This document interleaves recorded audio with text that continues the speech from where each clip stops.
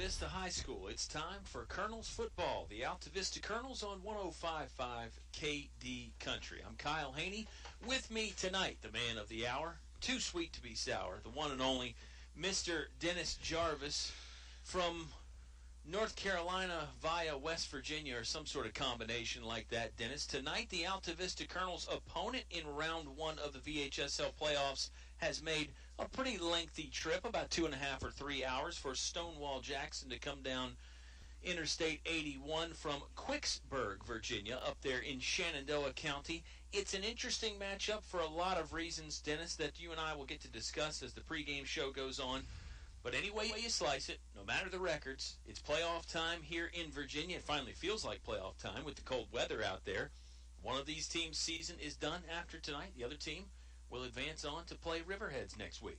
You know, we were out walking on the field, checking the turf out early, and I said to you, this is why you have practice in July. This is why you go through those two-a-days in the heat of August to play one game 1 week at a time. This is the second season that you'll hear Coach Sharness, I'm sure, talk about in the pregame. And, you know, we're facing a team coming in here tonight, talk about adversity. 0-10. As we talked in pregame dinner, you know, they went 10 consecutive weeks. Their bye week was last week. It's a fairly young team. You know, they've got a big roster. They do. And it'll be interesting. You couldn't see a lot of film on them. You couldn't find any statistics on them. You know, it's an unknown. I had to look up real quick. Quicksburg is, you said, picturesque, bucolic Shenandoah Valley in Shenandoah County. One of the great places in the Commonwealth. And, you know, they brought a few fans with them. They were over with us eating dinner at the Tuscan Italian Grill. And but, you know, I throw all those things out the window, as you said. You know, we've got a 4-time winning state coach, a state championship coach and staff. They know how to prepare our troops. We know that coming in. And when you come to A-Town, you bring your A game. And you never know. This time of year, anything is possible. Sure is. It's the playoffs here. It's VHSL round one. Colonels were in action last week. I got a chance to catch up with the head coach, Mike Sharness, and I asked him a few questions about last week's loss to the very talented Appomattox Raiders. It was a 59-7 Raider victory that many of you heard on 105.5. Let's talk to the head coach here right after this time out. It is playoff football in Central Virginia. It's the Altavista Colonels hosting the Stonewall-Jackson Generals. You're going to hear all the action live on 105.5 KD Country. It's all about you. Altavista. You deserve a relaxing therapeutic massage from Altavista Medical and Oncology Massage Therapy. Altavista. Need stress relief, deep tissue, having medical challenges? Altavista will help you find your way. It's all about you. Come see us at 600 Broad Street, AMOmassage.com, and Facebook. Altavista Medical and Oncology Massage Therapy. Altavista. It's all about you. Your home is your biggest investment. It must be handled properly. Let the professionals at D.L. Bryant Heating and Cooling handle your home issues. Donnie and his trained professional staff are ready at 434-841-1580. They can make sure your home or business HVAC system is ready. Ready for the rest of the summer and ready for the upcoming fall and winter. Call D.L. Bryant Heating and Cooling at 434-841-1580. That's 841-1580. D.L. Bryant is ready to protect your investment. Life happens. Divorce, family problems, criminal charges, civil litigation, personal injury cases. Turn to David W. Shreve, an experienced attorney at law. David W. Shreve has been practicing law for over 30-plus years. A free consultation for personal injury cases. Call today, 369-6621. David W. Shreve says good luck to the Altavista football team in the playoffs. Go Colonels! David W. Shreve, located 7th Street in Altavista. Your home for Colonel sports coverage. 105.5 KD Country. We return to Altavista High School. It's week one of the VHSL playoffs. The Stonewall-Jackson Generals in town taking on the Altavista Colonels. That means we're talking with the head coach, Mike Sharness. And Coach Sharness, real quick, let's recap that last game of the regular season against Appomattox. Probably the favorite for the 2A state championship there. You guys had a few moments against them. What was your overall impressions of your ball club last Friday night? Yeah, first off, Kyle, I just think we were outmatched. No question about it. They've been on a roll the last 2 years, and then this third year they've won this championship last 2 years. Now they're going to try for a three-peat, and they got a great football team, good coaching staff, and we were just outmatched. They have too much speed for us, and just numbers and everything else. So it was just a game that I'm glad we sort of came out of it healthy and be ready to play in the playoffs. Well, the playoffs are here. You get to host a ball game against Stonewall-Jackson, 0-10. Tell us what you know about the Generals, and I'm sure it's playoff time, so you can throw the records out the window, I guess, to borrow the old cliche. Yeah, I think so. I think that's a good way to look at it. Don't know much about Stonewall. They never played them before, and they run very similar to offense to what we do, except they're under center. They don't run it from the shotgun. I do think we've got a little bit more speed than what they have, and I hope that makes a difference tonight in the game. They're a big team. They got very good size, and they haven't won a ball game this year, so I don't know how tough their schedule is and compared to our schedule and that kind of thing. So we've just got to go out and do the same old thing. We've got to win the line of scrimmage on offense and defense. Don't turn the ball over. Same things you do for every ball game. I think people would assume that maybe because you guys are 2-8, things aren't going well. But you said when you take the temperature of your team and they're still pretty upbeat. You guys are having good practices and working hard. I mean, you seem to be fairly pleased with where you're at least mentally wise, right? Yeah, that's true. You're going to have a lot of headaches when you're 2-8. You're going to have a lot of things go wrong. Kids can't do this or can't do that, or different excuses, and we've had a little bit of that this year. But overall, we're coming to practice, we're coming to school, and we're doing a good job with our focus and our concentration during practice, and that's pretty good. I'm proud of the kids for that, because you could throw in the towel. You could have quit a long time ago, and our guys are still hanging in there, and I think they're excited for this playoff game, and maybe a chance to play at home again. And we're gonna find out, how well. We've had a pretty good week of practice. It's been a short practice, not a long one, and hopefully we can play well tonight. Well, part of the reason you guys have been able to keep it together despite the record is this great coaching staff you have. An addition or two on the staff this year. Tell us about who you guys have working with you this season. Yeah, we've got a few additions to the staff. Just going down our list off our roster, Dave Close is calling our defense this year and coaches our offensive line. Raymond Cobbs is helping with our running backs and our D linemen, our defensive linemen. Josh Cothran is working with our slots, our receiver slots and linebackers. Cliff Lee is back again along with Dave for the time that I've been here. Cliff coaches the receivers and the defensive back. Ryan Mitchell was our head B team coach. And Brian Smith is one of our additions. Brian played for us back in 09 and 10, and he's back, and we love having ex-players helping us out. Chris Weeks also is an ex-player, just a few more years older. Chris is helping us with our offensive line and our linebackers, and I like our coaching staff. The guys work hard, and we're really proud of them also. Good stuff. We'll let you guys get to it at Stonewall-Jackson and Altavista. Playoffs start tonight. Kickoff in about 20 minutes on 105.5 KD Country. Thinking of starting a business or expanding your company? Think about choosing Altavista as your location to invest and grow. Altavista offers low utility cost, broadband internet, US 29 access, and an attractive quality of life. You'll score big just like the Colonels when you invest in Altavista.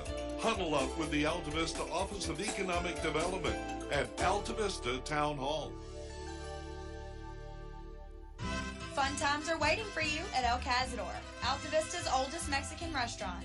Relax in comfort with daily food and drink specials, Mexican and American foods, and a children's menu too. Call for takeout or go online to elcazadorva.com. El Cazador is a proud supporter of community activities like high school sports and the Y. El Cazador is open 11 a.m. to 10 p.m. 7 days a week. Stop by before or after the game. A short drive will save you money. This is Greg Walker with Felder Chevrolet. Our new 10-year, 100,000-mile powertrain warranty has many customers buying from us instead of the competition. Covers any vehicle purchased up to 10 years old with less than 150,000 miles, new or used. With our 3-day money-back guarantee, you can buy with confidence. Where else can you get great prices, good selection, 3-day money-back guarantee, and a warranty that gives you 10 years of protection? Your station for high school sports play-by-play is 105.5 KD Country. Back in the cozy confines of the press box here at Altavista High School, I'm Kyle Hoehne. He is Dennis Jarvis, and we're so thankful that you are tuned in on this Friday night. Might be chilly where you are. You said your mom was tuned in up there in the Bluefield area, maybe 5 or 10 degrees colder up there than it is out here? Well, you know, that's the tallest point east of the Mississippi. Bluefield, Virginia is Virginia's tallest city. Wow. So you probably are 5 to 10 degrees. An encyclopedia of knowledge, not to cut you off. Well, that's pretty good, though. But, you know, ambient temperature drops 8 degrees for every 10 miles an hour you do, I think. So I don't know how that correlates to anything else, but I don't know how it correlates to anything going on with the game. But I blame myself. We'll get it back on track. Yeah, back on track. Altavista Colonels are hosting the Stonewall-Jackson Generals. You heard Coach Jarvis recap the game last week against Appomattox. Just outgunned, overmatched, however you want to phrase it, against the back-to-back 2A defending state champions. And the Raiders, of course, look like they've got a beeline on at least getting back to the state title game. Maybe not winning it all, but at least making another good run. The Colonels did have some bright spots last week. Jacob Adams scored his 11th touchdown of the game, and they were able to move the ball at times, Dennis, just couldn't sustain the consistency, couldn't cap off very many of those drives, and certainly some credit goes to the Appomattox defense. What'd you see in the game last week worth pointing out here tonight? You know, I think that we played consistent game plan as we have called the 9 previous weeks on the season. You know, just that general attrition. You know, when we were hurt during the first 6-8 weeks of the season, had that 9-day layoff, I thought we had some stride and some rhythm, but as you said, nothing sustained. You couldn't get any long drives. And, you know, I was telling you earlier in the pregame, I think that Appomattox is probably the best fundamentally sound team we have seen all year from top to bottom, and currently in all 3 of those phases, special teams, defense, and offense, their quarterback, the running backs, offensive line, D-line. How's it translate to tonight? You know, this is a team that's been tested week after week. We've played Stanton River. We played Dan River. We played Appomattox. We played Gretna twice. We played a bigger schedule. We played teams that are all qualified for playoffs with positive seeds. And I think when we get down in the trenches tonight against a pretty heavy D-line, O-line for the Generals from Stonewall, I think we're going to see our guys are battle-tested and battle-ready. So I think that means a lot of good. I think we'll see a lot of points put up on the scoreboard tonight. I'm predicting a prodigious day, a plethora of points. It's a good point by you to bring up the fact that it could be a high-scoring game tonight. And an interesting point you brought up about the rather large offensive and defensive line from Stonewall-Jackson. We'll discuss that in a little bit more when we come back. Another quick timeout. It's Region B, 1A VHSL high school football playoff action. Round number 1 of the playoffs. It'll begin with the kickoff here in less than 20 minutes. You'll hear all the action between Stonewall-Jackson and Altavista live on 105.5 KD Country. English is so much more. English is more than a hardware store. English is your complete home center. Everything for every job you do. Always here for you. Get the quality you really need. That's English is so much more. English is more than a hardware store. English is your complete home center. I'm North Main Main Street, Altavista, open Saturday 8 to 4. Napa know-how. Right now, Napa Full Synthetic Motor Oil is on sale for just $4.29 a quart. Quality motor oil at an affordable price. A deal so good it practically sells itself. Which begs the question, what do we do with the rest of this commercial? Repeat the deal, I guess. Napa Full Synthetic Motor Oil for just $4.29 a quart. That's Napa know-how. Napa know-how. General states pricing. Sales prices do not include applicable state, local taxes, or recycling fees. Offer ends 10/31/17. Napa Auto Parts, Main Street, Altavista, across from Feller Chevrolet. Some combinations were just meant to go together. Chips and salsa. Refrigerator and freezer. The internet and cat videos. At State Farm, there's another combination meant to go together. Home and auto, as in combining your home and auto insurance with one agent, which leads to another great combination, saving dollars and cents. Your State Farm agent is here to help life go right. Combine home and auto and see how much you can save. Call State Farm agent Lori Watkins in Altavista today. More live high school sports action on 105.5 KD Country.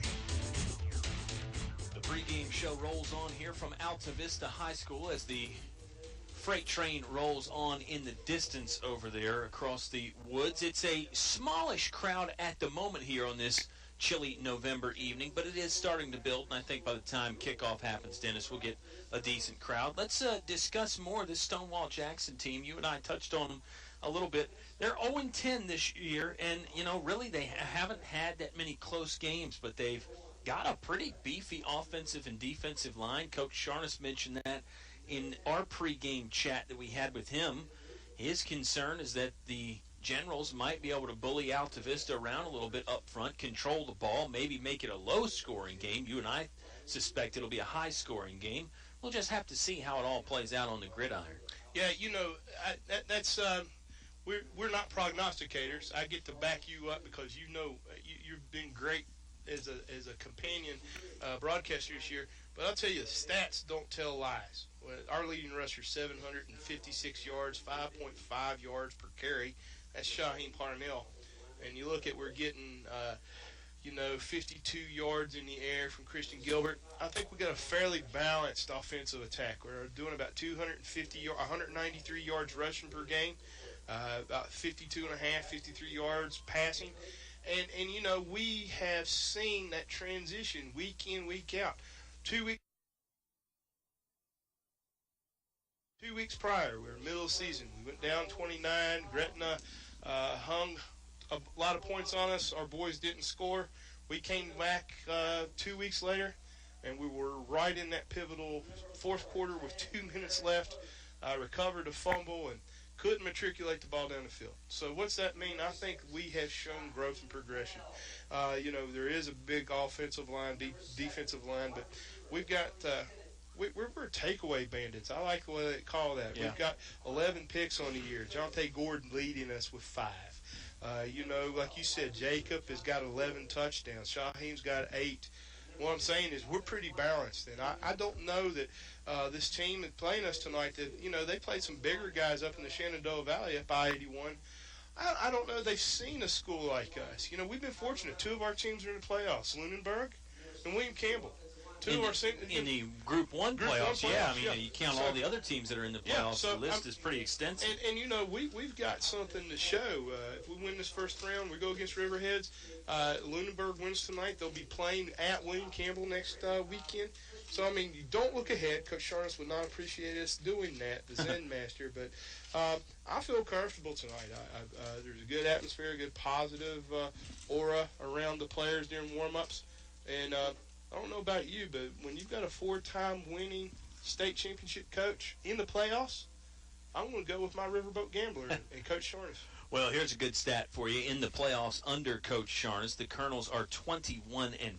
21-5 in the playoffs under Mr. Mike Sharnis. That's since their first trip back there in 2009 when they won the state championship. We'll see how much of that stuff matters tonight, but you're right, on the coaching staff side, you certainly aren't short on experience in big games, not at all when you're talking about head coach Mike Sharnis. Dennis and I will step aside again, another time out here. We'll collect our thoughts, tell you a little bit more about this ball game between the Stonewall-Jackson Generals and the Altavista Colonels. You'll have yourself a ringside seat on 105.5 KD Country. What do basketball, choir, drama club, and marching band all have in common? They're all high school activities that offer learning opportunities not necessarily found in the classroom. They take up just a fraction of a typical Virginia high school's budget, and they go a long way to giving young people the tools they need to thrive. High school activities, they're more than extracurricular. They're extra important, too. Brought to you by English Construction Company with offices in Lynchburg. PCM Industrial of Altavista offers mobile welding and repair services, fully equipped service trucks, certified craftsmen, and quick response to satisfy your needs. Contact PCM Industrial at powerconstruction.com. PCM Industrial is a fully insured Class A licensed contractor, OSHA and MSHA compliant. PCM Industrial Services of Altavista wishes Coach Sharness and the Altavista Colonels football team good luck in another winning season. Go Colonels! For more than 103 years, we've offered special banking assistance to many nonprofit organizations. I'm Kathy Morgan with First National Bank, and we have a checking account just for nonprofits and faith-based organizations that has no minimum balance requirement and no monthly maintenance fee. We also specialize in offering financing when your group needs a loan. So come see us at First National Bank, and we'll provide your organization with an extraordinary customer experience. First National Bank, member FDIC, equal housing lender. Back to the press box for high school sports on 105.5 KD Country. Kickoff between the Generals and the Colonels about 10 minutes away, pardon me. And not the Generals from William Campbell. They're in the playoffs, too, but they have a bye this week. They'll take on the winner of Central Lunenburg and Cumberland, next week. Winner of this ball game between Altavista and Stonewall-Jackson heads up to face Riverheads. They're the number 1 seed in Region B. It's 4 regions again this year, football fans. Unlike the last 4 years when they went just to 2 regions, an East and a West. We're back to A, B, C, and D. And if it wasn't confusing enough, I think some folks are surprised by the fact that the Colonels hosting a home playoff game here at the 2-8 record. But Dennis, you brought up something that's interesting. The Colonels' schedule, 8 out of the 10 teams are in the playoffs. 8 out of the 10 teams. The only teams that didn't make the playoffs on the Colonels' schedule, Prince Edward and Chatham. Everybody else in the playoffs at their respective level. And, gosh, when you think about Appomattox and Stanton River, pretty good chances to go very deep in the playoffs. And you could say the same about some other ball clubs in there, too. But it was a really, really tough test this year for the Altavista Colonels. Their resume, they don't have the wins, but gosh, I don't know that you'll find a much better resume at the 1A level. I'm moving my fingers around here, and people can't see that. When we started at Lunenburg, week 1, we thought one thing, and as the season progressed, you're in that 3rd game of the season, and we're on the front porch, as you called it, looking around the corner at Stanton River. Who thought that who knew? But I saw a team that had growth, maturation from week 1 to week 10. We're seeing 9th graders, 10th graders that we weren't calling the first week of the season because they were only on special teams, making sacks, recovering fumbles, key blocks down the field, so people like Hoehne are getting 5.2 yards a carry. Very young team that grew. And a battle-tested team, when you said 80% of the teams that we played on our schedule are in the playoffs, I'm thinking tonight you do well, you win, and stranger things happen. 2 years ago, this team went on the road and knocked off a number 1 seed in Riverheads.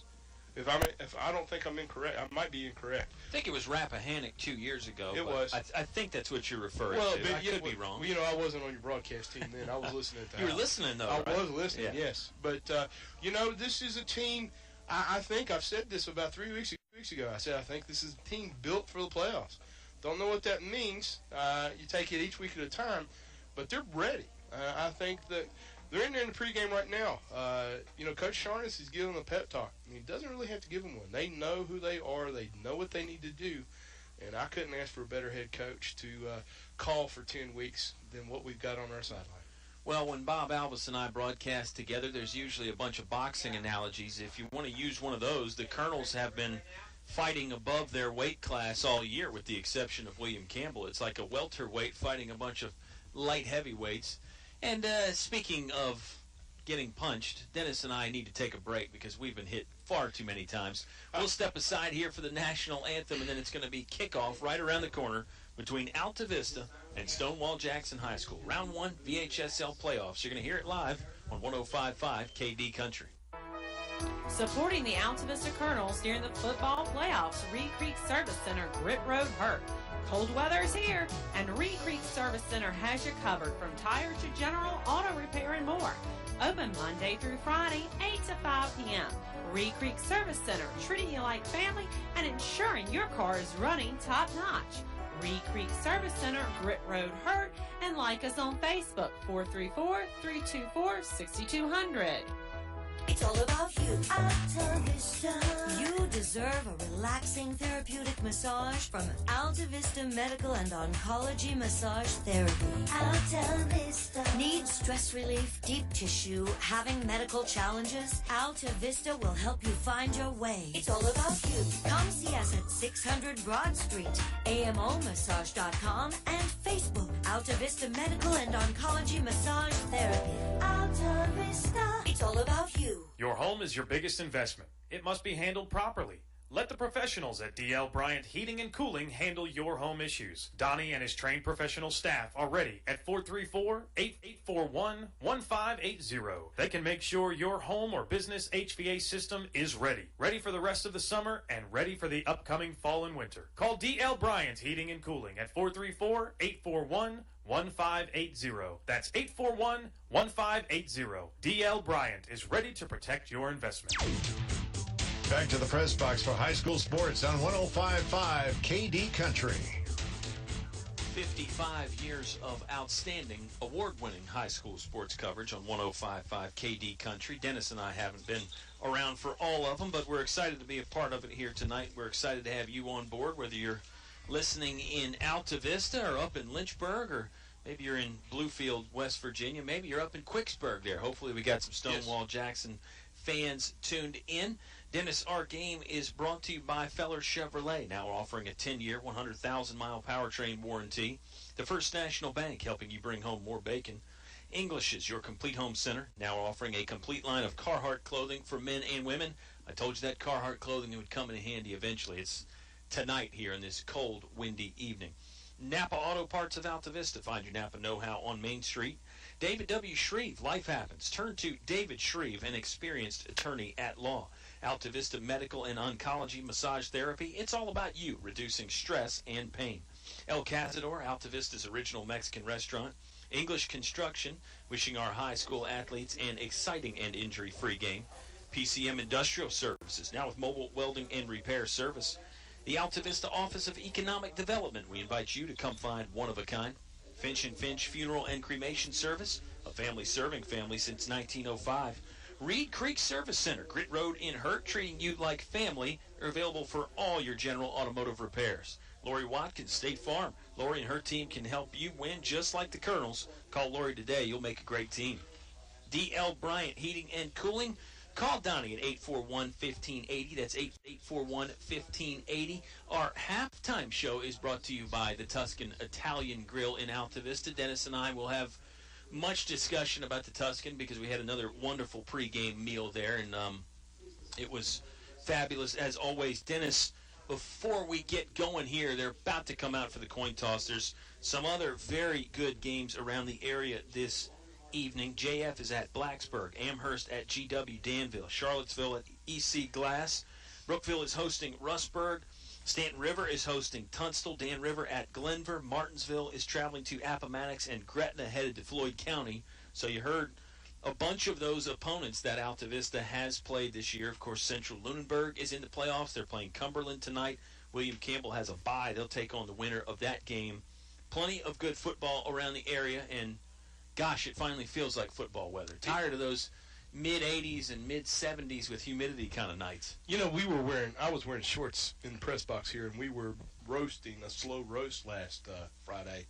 And you're right. It's football weather. It's you can hear the pads pop. You can see your breath. And, you know, we've got the captains from respective teams huddled up, and I'm looking forward to seeing who gets the ball here first. It is exciting. I made one miscue in there, which was brought to my attention by our good friend Bob Alvis. EC Glass is hosting William Byrd, not Charlottesville. William Byrd is at City Stadium tonight. And, of course, the playoffs really got started last night. Heritage beat Liberty in a game that they decided to play on Thursday because both teams had a home game. Both teams I'm referring to, EC Glass and Heritage, both the Lynchburg schools share City Stadium. So Heritage opted to play last night. We got an early start. We had some Thursday night football earlier this year. That was fun. We know what that's all about. Looks like Stonewall-Jackson has, they're going to receive in the first half. I saw that signal, Dennis. I don't know if they won the toss or not. You probably can't see the actual sides of that coin out there with your binoculars, can you? No, and I was trying to see.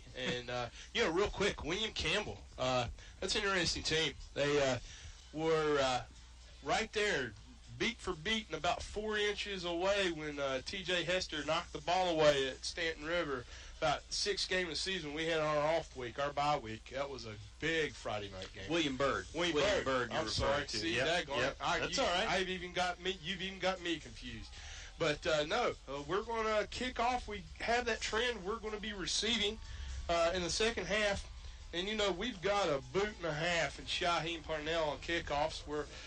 We have 0 touchbacks on kickoffs this year through 10.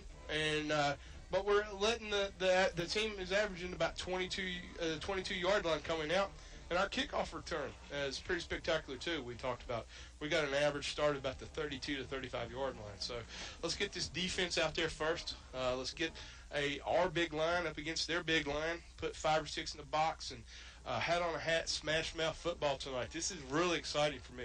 Colonels will be in the home orange jerseys, orange pants. It's an orange-on-orange combo that I don't think we've seen this year. The black helmet, of course, stays the same. Stonewall-Jackson over there on the other side. It's a black helmet, black pants, white jersey, red numbers, so a black and red motif for the Generals. It'll be very reminiscent of Riverheads, who the winner of this game will take on next week. Locally, looks kind of like a Jefferson Forest type of uniform out there. And good call. We're about to get started here.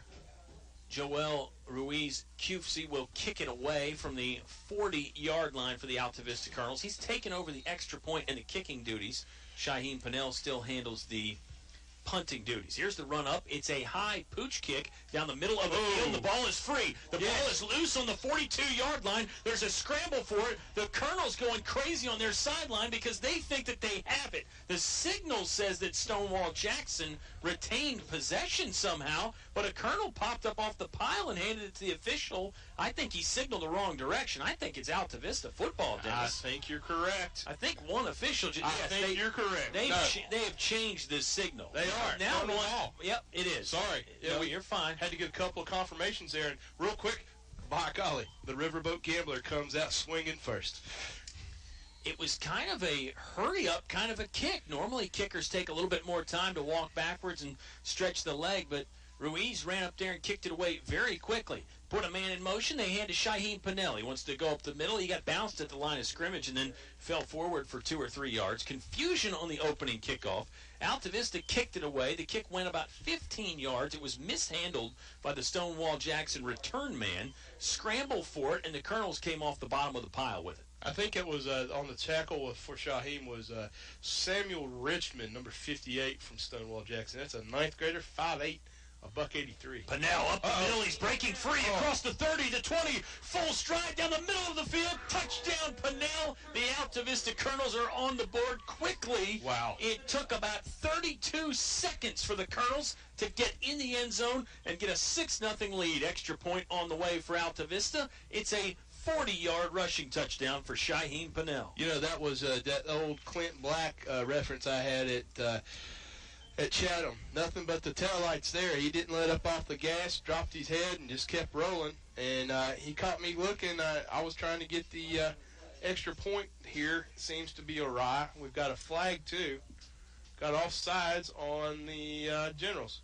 It was a 2-play, 42-yard drive. It is a penalty against the Generals. Altavista is going to decline it and just keep the football in the same place. The 1.5 yards probably wouldn't help the kicking percentage for Joel Ruiz here. Here's the snap. It's good. Ball on the block. It's a line drive kick that sneaks inside the uprights and is good. It's a 7-0 Altavista Colonel lead. Another Colonel kickoff coming up with 11:28 left to play in the first quarter on 105.5 KD Country. Life happens, divorce, family problems, criminal charges, civil litigation, personal injury cases. Turn to David W. Shreve, an experienced attorney at law. David W. Shreve has been practicing law for over 30 plus years. A free consultation for personal injury cases. Call today, 369-6621. David W. Shreve says good luck to the Altavista football team in the playoffs. Go Colonels! David W. Shreve, located 7th Street in Altavista. Back to the press box for high school sports on 105.5 KD Country. Just like that, the Altavista Colonels are up 7-0. They'll try the short kick again. It's high. It'll land on the 40-yard line, then fielded on one bounce by the return man from Stonewall-Jackson. I shouldn't say return man. He's one of the upbacks, actually. It looked like it was number 22 or possibly number 24, Juan Ortiz out there grabbing that ball.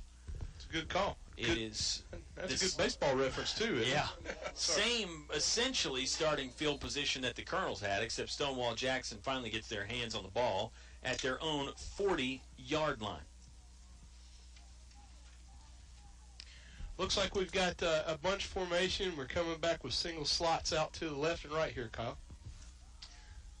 Wingbacks to each side, wideouts to each side. It's essentially the same offense that Altavista runs, except they do it under center. It's an inside handoff, reverse play to Brendan Hoover. Hoover went nowhere as the Altavista Colonels defensive line snuck through the gaps and dropped him for a loss of 2.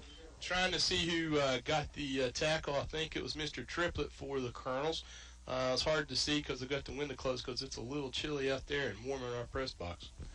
It is chilly outside. The temperature is dropping, and there is just a slight breeze that really gives the air a nip to it out there.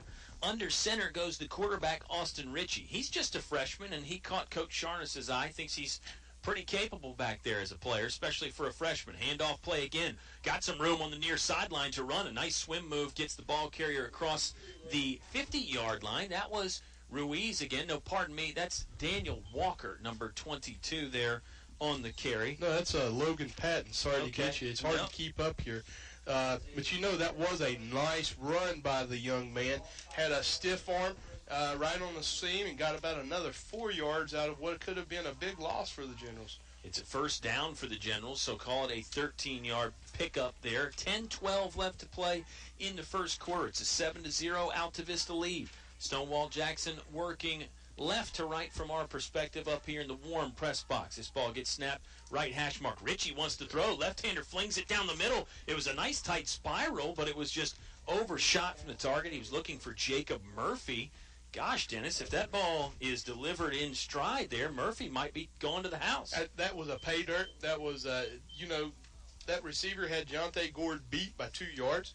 That would have been a touch 6 easy. And what a good call from the coaching staff over at Stonewall. Catch us looking for a run and try to do that post right up the middle pass. You can see why Coach Sharness was impressed watching the film of young Austin Ritchie, the freshman quarterback. He showcased a good arm there, just a little off target. Got 2 wide receivers each side now, one fullback behind Ritchie. He'll give it to him on the straight-ahead dive play. Running back stumbled forward, then fell down. That was Patton, Logan Patton, number 22. I had him misidentified on an older roster. Clearly the changes have been made, and we've got the correct names there. Patton picks up 4 yards on the first down carry. Well, for a traveling team, they've got about 40 men on this Generals roster across the way. It's hard to keep up with this, and Logan Patton seems to be a big workhorse for this young, winless Stonewall team.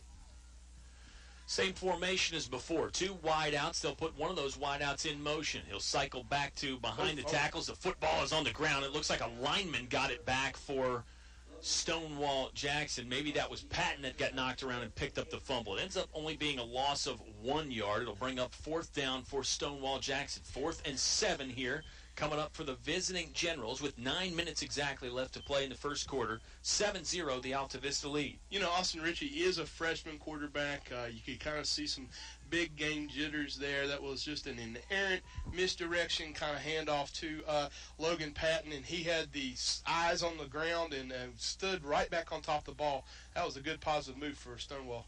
Ball handling gets a little bit tougher in the cold weather, too. But it's not like it's below freezing. Here's a toss play, now a trick play. It's a halfback pass that's intercepted by Jacob Adams. Adams pulls it down at the 25-yard line, and it gets pulled down himself. It's the Colonels' defense 12th interception of the year. It was a trick play that did not seem to fool the Altavista secondary. Jacob Adams in great position with the takeaway for the Colonels. You know, you would think that they would be calling Jacob's name with a lot of interceptions this year. That's only his second. The team's 12th, as you said. Jonte Gord leads the team with 5. But Logan Patton tried to roll out, do a halfback option, and we weren't fooled. We didn't get cut luck, and now let's get back to you for the offensive play. They'll put Adams in motion. They'll hand it off to him on the wide receiver sweep. Got knocked around. He's still on his feet. He's going to reverse his field. Man draped on him at the 19-yard line. He shrugs him off, and he's still going. Making a beeline for the far sideline. Adams is in full stretch now. Cuts it back inside. Finally dragged down at the 47-yard line. That is a 23-yard gain for Adams on a play where he ran at least double that amount, maybe 55 or 60 yards. You stole my thunder. That's what I was getting ready to say. Jake just ran the length of the English Stadium's football field left to right twice. That was a 23-yard pickup, and he looked like he had about 46. Young Jake's jogging off the field and getting a breath of air and some Gatorade here, it looks like, real quick.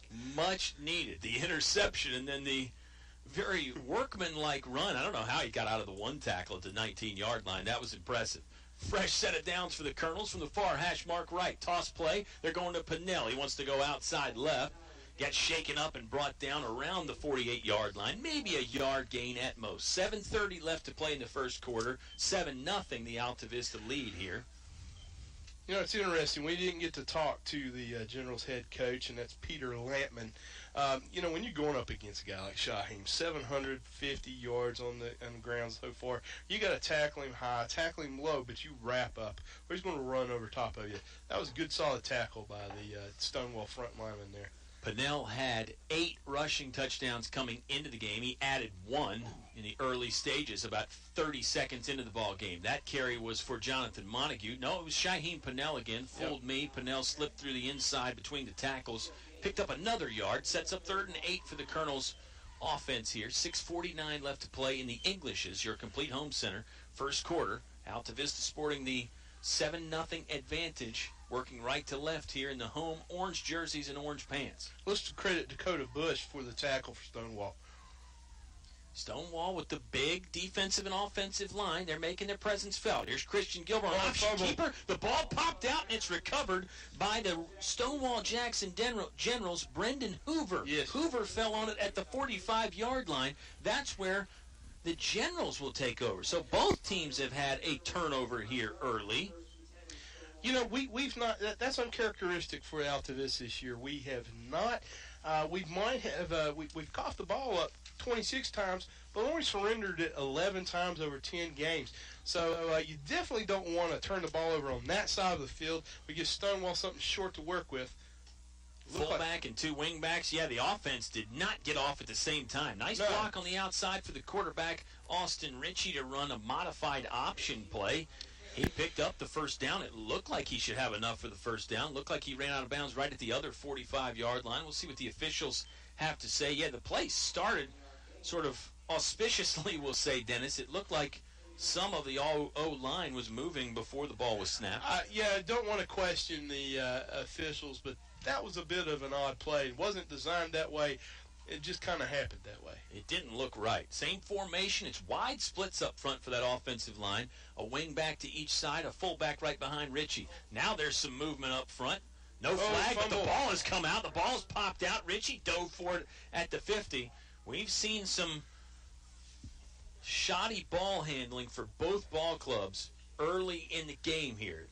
Stonewall-Jackson will retain possession, but they lost a few yards. It sets up 3rd and 5 from the middle of the field in both respects, east to west, and then also the ball's resting on the 50-yard line. I'd say air temperature is about 36 degrees, and you're right, that ball gets a little harder, that ball gets a little slicker, and it is hard to hold on to it. They don't call it pigskin for nothing. 3rd and 5 for the Stonewall offense. Ritchie looks right now, looks over the defense. 4 down linemen for the Altavista D. They show blitz. Here's a toss play. They're running wide to the left, and there's no room over there. Tyler Gord with a body slam type of tackle that drops the ball carrier 5 yards in the backfield at the 45-yard line. That sets up what's probably going to be our first punt of the ball game. Clock moving with 5:19 left to play in the Englishes. Your complete home center first quarter. Altavista's going to get the football back with the 7-0 lead. You know, that started with Triplett, Mr. Triplett for the Colonels on the blitz. I think he got him rattled a little bit. Here comes the snap. Snap is high on the punt, but he does get away. A nice booming shot. It'll drive Adams back to the 20. He mishandles it, but falls on it. He's running right to left across the field. Has some room on the near sideline. Some vicious cutback blocks there from the Colonels' defense. A flag may come out. Adams jukes back at the 40-yard line. Sidesteps a man at the 35. Now he can just walk into the end zone, clearly gassed after a long run. We'll see. There is no flags on the field right now. There's a flag. There is a flag on the sideline. Sorry. On the 35-yard line. I'm sorry. We got all excited. It's going to erase an 80-yard punt return for touchdown.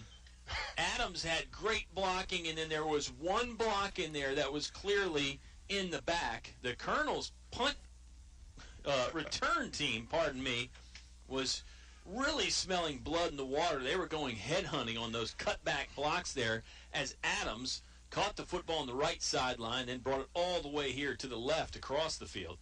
This penalty flag is on the 45-yard line, so it's probably 15 yards from there. Colonels are probably looking at setting up shop on the 30-yard line. We'll wait for the official measurement. That is where they put the football, 30-yard line near hash mark. Colonels will start their third possession there. They've got one touchdown, the 40-yard running touchdown from Hoehne, and then fumbled on their previous possession. 4:39 left to play in the first quarter. You know, I wish Channel 13 is here filming. That was 2 huge blocks by Aaron Close and Daniel Triplett. That was pretty spectacular. Unfortunately, we had dirty laundry on the play. Shotgun formation. Stonewall shows blitz. Gilbert wants to throw. Left-hander slings it out. He's got Jonte Gord complete on the far right hash mark. Cuts back inside. Chopped down at the 38-yard line after a nice juke move to get 2 or 3 extra yards.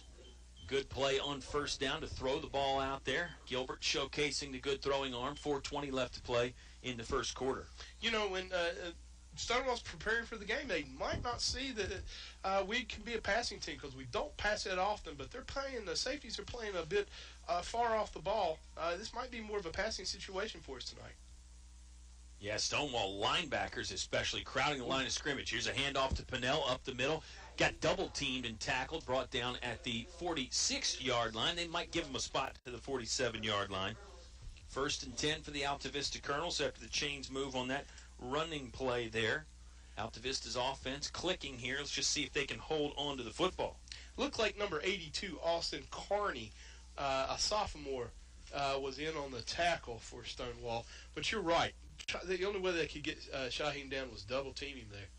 Christian Gilbert, just for reference, has thrown 6 touchdown passes this year, 5 to Jacob Adams, 1 to Hoehne Pinnell. There's a running play that's going nowhere, loss of at least 2 yards for the Altavista Colonels offense. 3:25 left to play in the first quarter, 7-0, the Colonel advantage. That was a big tackle by Drew Bynum, defensive lineman, senior, 6'3", 290 pounds. He looks like he would have if he went to the Tuscan Italian Grill all-you-can-eat buffet, would have been shut down for a couple of days because that young man could put some carbs down. We mentioned the size. They've got Javier Martinez at 298. They've got a couple 299-pounders on there. Running play here. That could be a horse collar at the end of the play. It looked like Christian Gilbert rolling out of the pocket to his left, got dragged down from behind. He's asking the official if he got his hand inside my pads. You can't grab onto the shoulder pads from behind. You can grab the jersey, and clearly the official must have felt that it was just cloth, not pads, that the tackler grabbed. Gilbert was able to get 5 yards on the carry, sets up a 3rd and 8 situation for the Colonels O. I think Drew heard us and wasn't real happy that I said that the restaurant got shut down after he ate there that day. That was an odd tackle, let's put it that way. Same formation for the Colonels, a wing to each side, wideouts to each side, option play. Gilbert keeps it, sidesteps the tackler at the 50, charges ahead at the 45. He's breaking free across the 30. Gilbert gets tripped up from behind at the 15-yard line. A surely touchdown-saving tackle there on the full stretch from, Calvin Smith. Give him credit for bringing down Gilbert. What a move on the near sideline left by Christian Gilbert to weave in and out of traffic there. Sidestepped the man very nicely at the 45-yard line, afterburners at the 40, and then was finally cut down around the 15. Colonels are in good position here within striking distance now with under 2 minutes to play in the first. Yeah, Christian's been wearing gold shoes off and on this season. He's got white shoes out there tonight. He really showed it off. That was a great run. Montague goes in motion. He's a blocking back for Aaron Close, who will bulldoze his way forward across the 13-yard line to the 12. It'll set up 2nd and 8 for the Altavista offense. They lead 7-0. 90 seconds left to play in the first quarter. Colonels O looks to the sideline to get the signal from head coach Mike Sharness. You know, we can't credit the young offensive line, the young wide receivers for this Colonel team enough.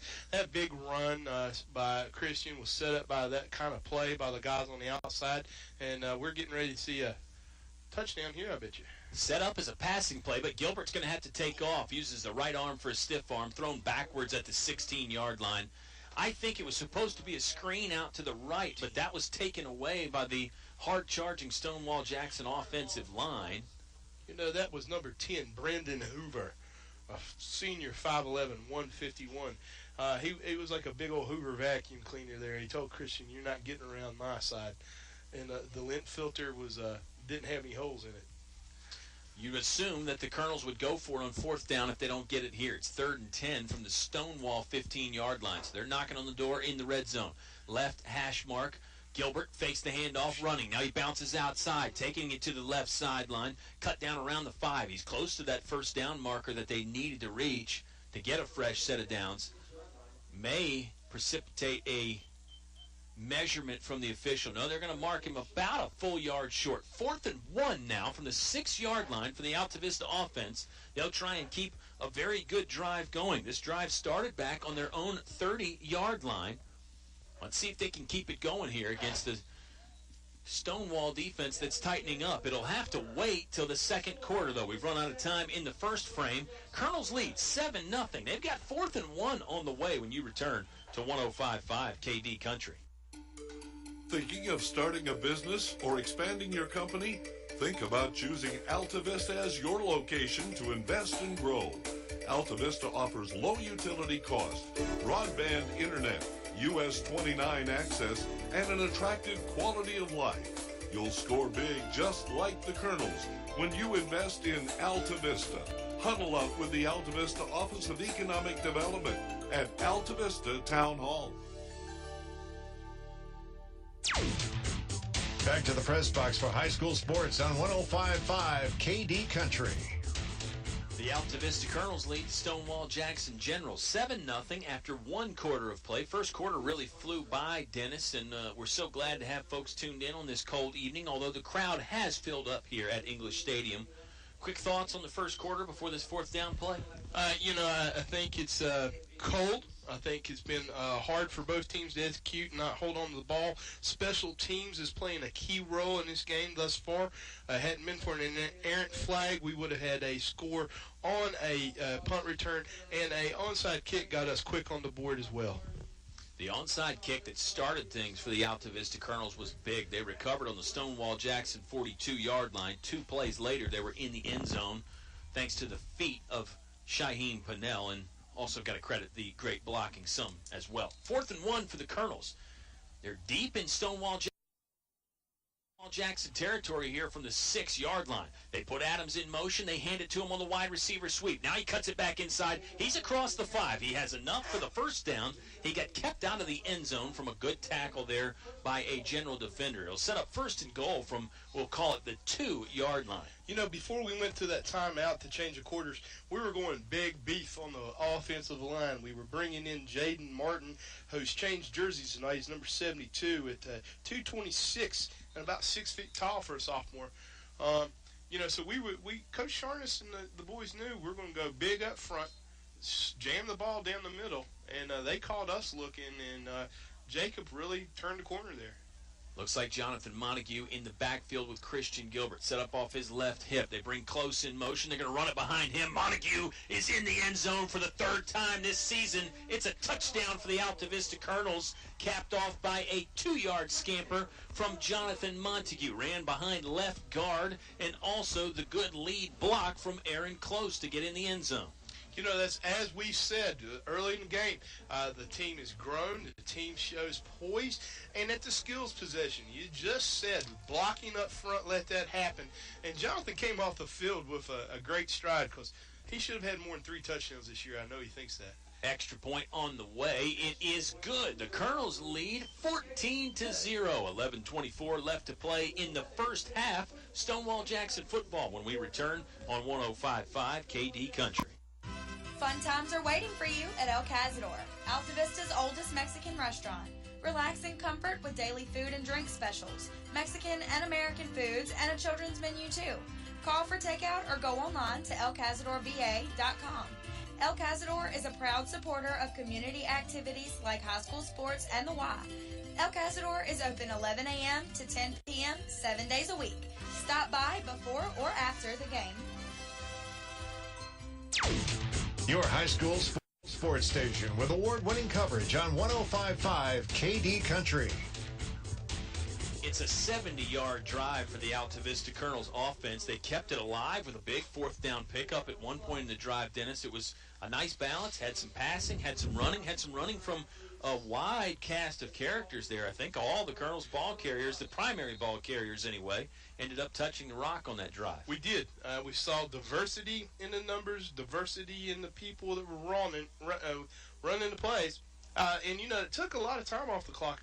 I wonder if we're going to go to that squib kick here again. Ruiz got it set up on that far left hash mark. He will kick it high. Fair catch signal for it, but not fielded cleanly, and the Colonels have it. Jacob Adams picked it up off of one bounce after the return man could not handle it. The return guy was number 4, Damian Tapia, and he probably feels not very good right now. He had his hands on the cold pigskin, couldn't pull it in. The Colonels have an extra possession. That's the second time they have scooped up one of their own kickoffs and gotten the football back. You know, I feel bad for Mr. Tapia there, Tapia. He had a fair catch call, and the bounce just got off of his hand. He couldn't get it. And Coach Sharns and his staff has seen something on film for this to occur. That's a 3rd kickoff, a 3rd short squib kick, and we're right back where we want to be. Good call. Colonels have it on the Stonewall-Jackson 31-yard line, plus field territory. Gilbert's going to get thrown down in the backfield. A nice solo tackle there on the rushing defensive line play. We're going to be calling that young man's number all night. Number 69, Drew Bynum. That big 290-pound fleet of foot guy. He doesn't run like he's 290. He runs like about a 250. And unfortunately, it seems like we got a Stonewall player here with hopefully just a leg cramp. You know, this weather can unfortunately cause some things to snap that shouldn't snap, and you're wearing a lot of stuff tonight. And he seems to be okay, but he's mobile. He just can't get his leg up, I don't think. Play on the field is stopped for a moment. That gives us time to tell you that our second quarter is presented by English is your complete home center. You can battle these harsh winter elements with Carhartt clothing from English's. Many great styles available, men and women. It's tough, dependable, durable, and fashionable. That's Carhartt, and it's available now at English's, your complete home center, North Main Street in Altavista. To recap things, it's a 14-0 Altavista Colonel lead. They got an onside kick to start the ball game and then scored 2 plays later. They've got an onside kick here to get an extra possession. There was a Jonathan Montague 2-yard touchdown a few moments ago that capped off a nice 70-yard drive. 4th possession for the Colonels, Dennis, just 2 for Stonewall-Jackson, and the big reason the Colonels have picked up those 2, I call them onside kicks. They're more like pooch kicks that the Colonels are just racing down and putting a lot of pressure on the return man. Yeah, they are, and you know, it's you see in our kick team lineup to the right side, it's an odd kind of formation for our place kicker, and you know, we were trying to figure out who this young man is for Stonewall, it's number 84, James Shumway. He's a 6'2", 183 junior, and he's coming off the field with our training staff assisting, and he is walking, so I'm happy to say that. Get back to what you're saying. It's just momentum. I think we saw it. It just came out. The big band is playing the right way, and the trombones are saying big swing music, and it's really the momentum is with the Colonels. And we've had the ball on their side of the field more than not. I think we're winning in the time of possession. We're moving the ball pretty effortlessly at times, but this big, beefy Stonewall line lets us know every once in a while that they're here to play. Yeah, remind me to run down the size of that Stonewall-Jackson front again once we have a moment. Ooh. Second and long here for the Colonels offense, and they're losing more ground due to the big offense or defensive line. Pardon me. Thrown in the backfield is Hoehne Pennell. This time it looked like it was 77 Devin Campbell in there doing the damage as the wrecking ball. He's only 260 pounds, and he grabbed Pennell and wouldn't let him go. And guess who was there to make sure he didn't break out of that? Number 69, Drew Bynum, that 290-pound man that can run you down real quick if you steal his wallet. 3rd and 22 for the Altavista offense. They'll hand to Jacob Adams on the wide receiver sweep. Sidesteps a man at the 45-yard line, running out of room back at the 43. Now he turns it up the field. He's across the 30. Full stride, chopped down at the 20-yard line. Another touchdown-saving TD there. Adams picks up the first down. They needed 22 yards. They got 24, and again, Jacob Adams had to do some trickery and some magic moves to get free, but he managed to pick up the yards. I figured out where Hoehne gets his moves. It's not moves like Jagger.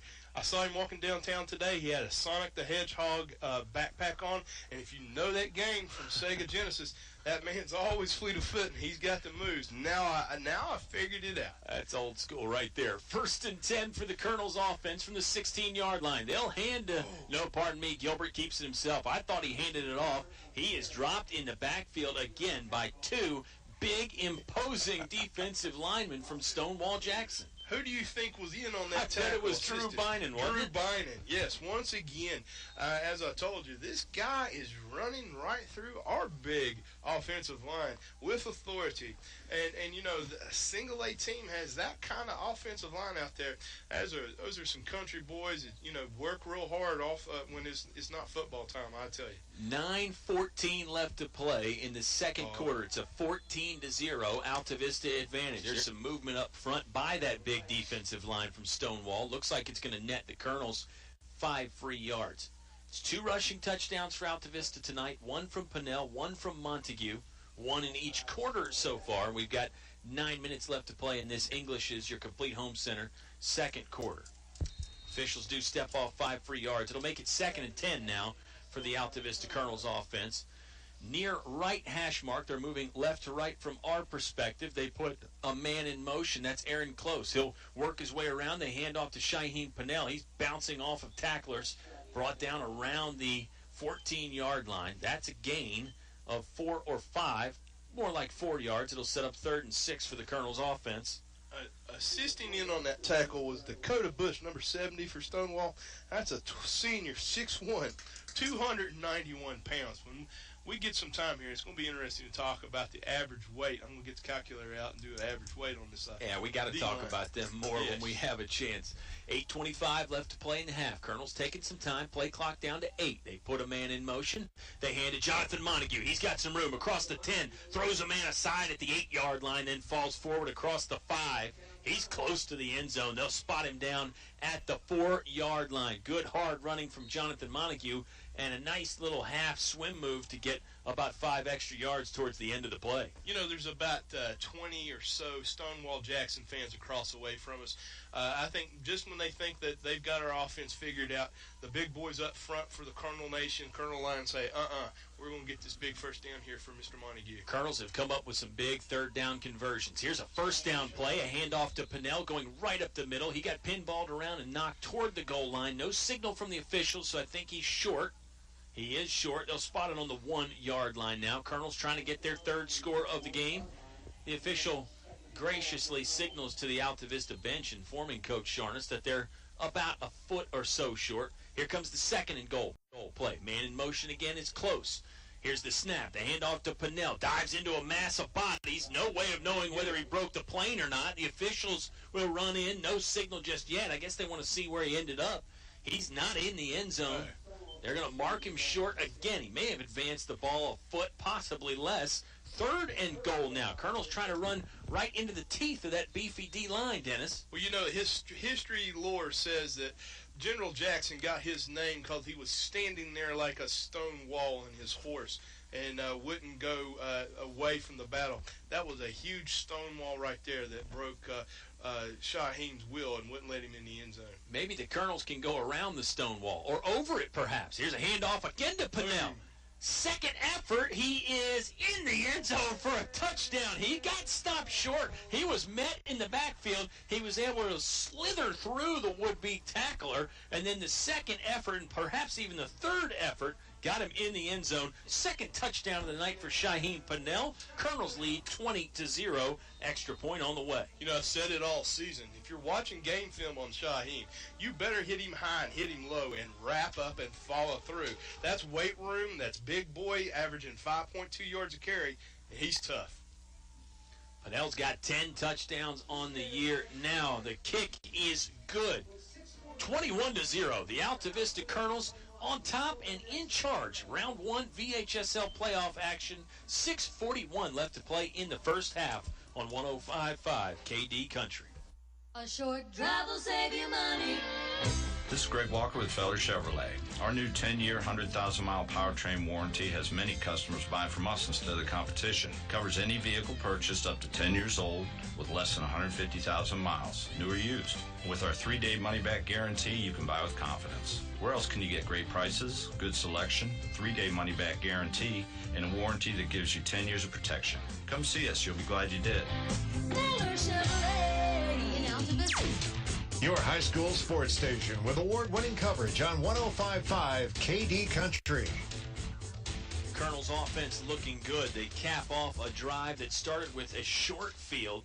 Another onside kick / pooch kick that was mishandled. Colonels recovered. They end up scoring with a touchdown. A 31-yard drive capped off by Hoehne Pennell's second TD of the evening. Mr. Jarvis, Colonel fans feeling pretty good. Still got a lot of ball game left, but if you're an Altavista fan, you got to like how things are going so far. You got to like it. Not only did we catch them looking again on the kickoff, we took a lot of time off that clock. That was a good 3.5 to 5-minute drive. And you're keeping the Altavista defense on the sideline and getting rested. Another short pooch kickoff. Let's see if Stonewall can handle it. They do field it with an onside kick at the 35-yard line. Pardon me, they field it with a fair catch at the 35-yard line. Looked like Pennell and Adams were bearing down on the return man Richardson there, who was able to haul it in with relatively no problem. Stonewall will set up their third possession of the ball game. It'll start with 6:41 left to play in the English as your complete home center, second quarter. You know, we're giving the ball back to Stonewall with 6:40 left in the second quarter. This is only their, third possession? Yep. So, you know, I'm sure they want to get some positive momentum down the field. Let's see what they've got in their maybe bag of trickeration over there. Give it to the fullback on first down. The ball popped loose again. It looks like the Colonels have it at the 30-yard line. Altavista has picked up the football again. Wow. It's been an interception for the Colonels tonight. They've gathered 2 onside kicks that were mishandled by Stonewall. Now a fumble. That is essentially 4 free possessions for Altavista, Dennis. I don't want to say free because the Colonels earned it with their pressure that they're putting on Stonewall, but 4 times that the Colonels have gotten the football when they probably shouldn't have. You know, unfortunately, once again, I think weather does have some things to do with this. That ball's slick. That ball's hard. If you're not used to that, playing in that kind of weather, it's hard to hold on to the pigskin. Good call. I think the weather is an issue making things difficult. The Colonels have a fumble of their own. Gilbert wants to throw. Scrambles out of the pocket. Throws on the run nicely to the far sideline. It's caught on the dive Number by 7. Bailey Stinnett, his first grab of the year. Good diving catch by Stinnett to pick up 4.5 yards for the Altavista offense. You know, as we were talking earlier, people like Bailey Stinnett, not being able to call his name, he had an issue with his knee, and now he's back. We're in the second season, and what a good catch that was. Gilbert with a nice throw on the run, too. Colonels will put a man in motion, handoff play. Gilbert actually keeps it himself, runs through one tackler, then met by a linebacker and a defensive lineman converging at the 21-yard line. Brought down there, he's a yard short of the first down marker. 3rd and 1 coming up for the Colonels offense. 5:49 left to play in the first half. Altavista already sporting a 21-0 lead. Assisting on that tackle was 61 Charles Street IV, a junior, 5'10", 260 pounds. It seems like everybody up front for Stonewall, 260, 280, 290. It's impressive. They move well, too. 3rd and 1. Let's see what the Stonewall does here on 3rd down. Colonels put a man in motion. Hand off to Close. He's got some room. Hit right in the biped there at the 15-yard line. A vicious, cracking tackle, but it came about 7 yards too late. Close had already picked up the first down and then some. That's the 5th different runner for Altavista tonight on the ball. And Aaron really showed some poise. That offensive line is going up against this big stone wall. We cannot exaggerate. From up here, well above English Field, they're over 6 feet tall. They're averaging about 265 a man and move real quick. Colonels left hash mark, 12-yard line. They're in the red zone again. Gilbert wants to throw, looking right. Now he'll scramble out of the pocket. Still has a chance to throw. Sidesteps a tackler, used an offensive lineman blocking nicely. Falls forward at the 6-yard line. Good scrambling there from the junior quarterback, Chris Gilbert. 4:40 left to play in the half. Colonels offense with plenty of time here to get in the end zone before halftime. Really got to credit something. Christian White Shoes Gilbert. That was a really amazing stutter step he put on big Drew Bison there. We've been calling his name. Number 69 just kind of stood in the backfield and went, "You're kidding me."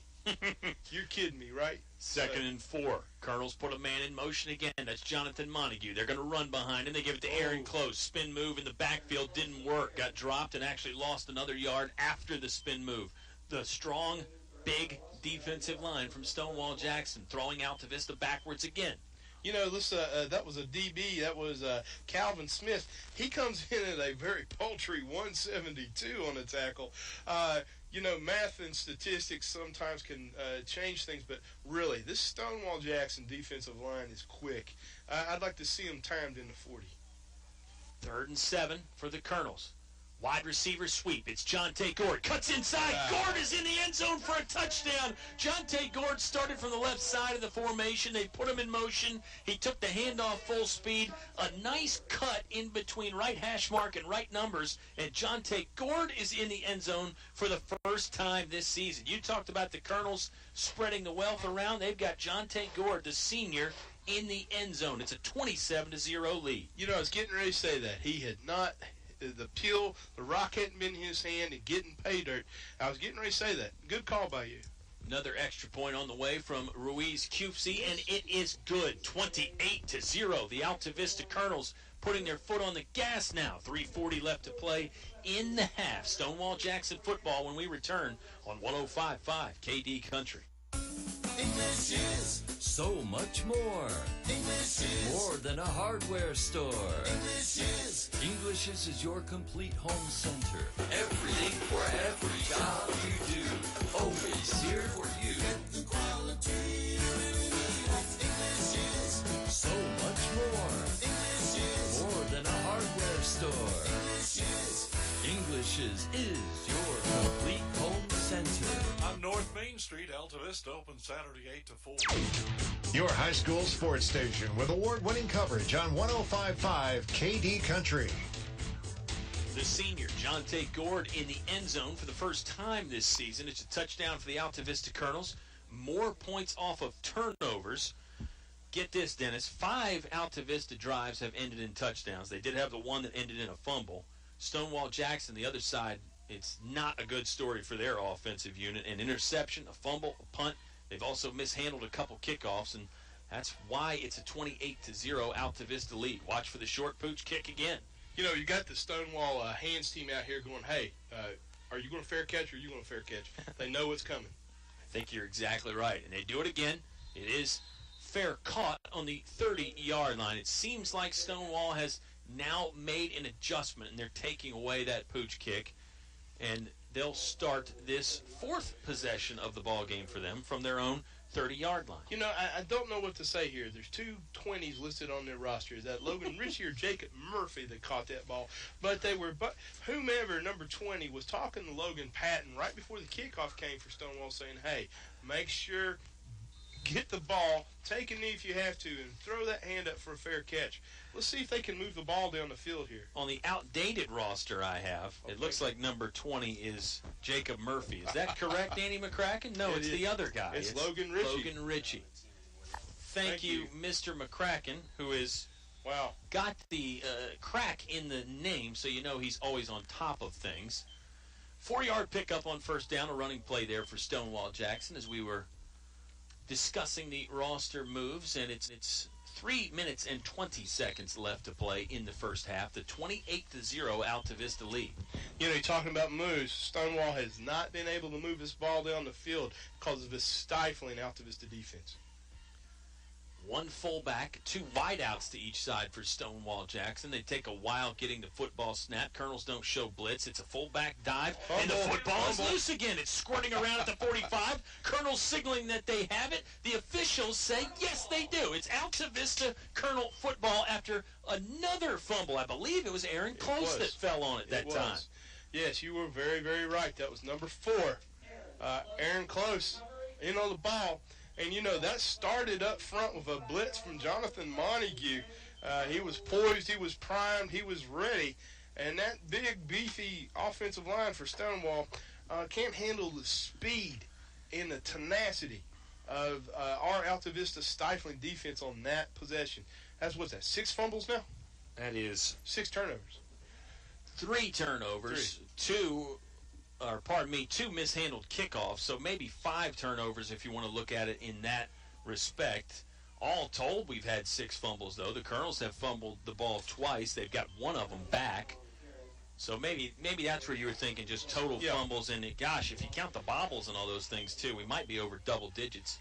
2nd and 11 coming up for the Altavista Colonels after a running play that went nowhere. 2:34 left to play in the first half. 28-0, the Colonels lead. Now, I do think they'd like to score before the halftime bell here, Dennis, don't you? I agree. You go up 34-0 at halftime. I think that's a good, positive move for this offense. Passing play on 2nd down. Straight drop back for Gilbert. Now he's going to escape the pocket. Runs into his own lineman rather hard.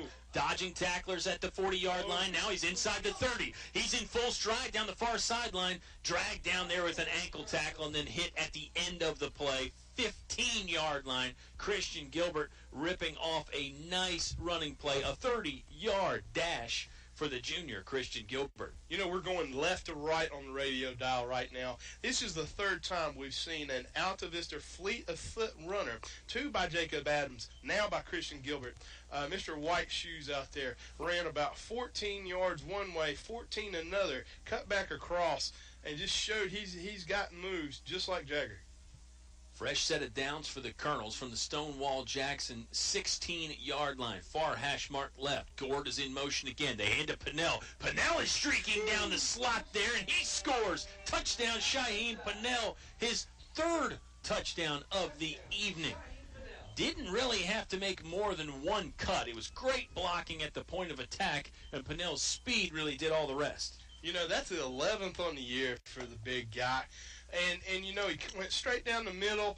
No one touched him. That Altavista Transit Authority is in huge appeal tonight and is running on all cylinders. It's pretty good to call that again right now. Pennell has scored from 40 yards out, 2 yards out, and now 16 yards out. Ruiz Cupsey is good on the extra point. He is perfect. 5 for 5 tonight. 35-0 is the Altavista lead. 98 seconds left to play in the 2nd quarter on 105.5 KD Country. Napa know-how. Getting the best usually costs a pretty penny. But when it comes to getting one of the best motor oils, your pennies don't have to be pretty at all. Because Valvoline Full Synthetic Motor Oil is only $5.59 a quart. So treat yourself to Valvoline Full Synthetic, now just $5.59. That's Napa know-how. Napa know-how. General States pricing. Sales prices do not include applicable state, local taxes, or recycling fees. Offer expires 9/30/17. Napa Auto Parts, Main Street, Altavista, across from Feller Chevrolet. Your high school sports station with award-winning coverage on 105.5 KD Country. The Altavista Colonels offense takes advantage of another fumble from Stonewall-Jackson. They score. Shaheen Pennell, 16-yard rushing touchdown that capped off a 45-yard drive. Remember, it was set up from a very nice Christian Gilbert run. He ripped off 22 yards to really get the Colonels in position. And Dennis, it is all Altavista here with 1:38 left to play in the first half. You know, we haven't seen an offensive or defensive run like this by Altavista on all three facets of the ball. And here we go one more time. Short pooch kickoff, angling from left to right. Stonewall-Jackson's going to return it this time. They've got a blocking scheme set up. The return man diving forward across the 40-yard line, met with some stiff resistance. That was a good return there from Stonewall-Jackson. You can see they're adjusting, they're developing. It's a good call. Logan Ritchie on the return, the man who we weren't sure about earlier, but he had a nice little run there to take it from the left side numbers all the way to the right sideline.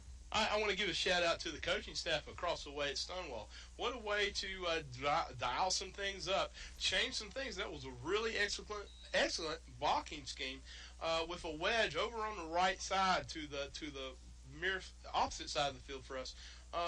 Good job by Stonewall special teams. Far hash mark right, 40-yard line. Stonewall taking some time, extending the snap count. They'll put a wing back in motion, handing it to him. He's going to try off the right tackle. He's got some room on the right sideline now. That's Logan Ritchie again, diving forward, chopped down for a 12-yard pickup there. Good hard running, Logan Ritchie again. Got the hot hand, seemingly, or perhaps hot feet. 1:20 left to play in the first half. It's at 35-0. Altavista lead. That's really funny, hot feet, because Logan has been moving the ball. The big offensive line for Stonewall is making this happen. But time's not on their side. We got a running clock at 1:09 in the second quarter, down 35-0. Colonel's defense not showing blitz right now. No deep safety, though. It looked like there was some movement up front. Quarterback Austin Ritchie's going to try and keep it himself. He's not having any luck getting by Tyler Gord. Gord slammed him down at the 50-yard line. Clock's going to stop. It looks like a timeout on the field for Stonewall-Jackson. We'll take the timeout as well. 53 seconds left to play in the first half. Altavista, a 35-0 lead. 30-second timeout, and we're back with more VHSL Round 1 playoff action on 105.5 KD Country. Some combinations were just meant to go together. Chips and salsa. Refrigerator and freezer. The internet and cat videos.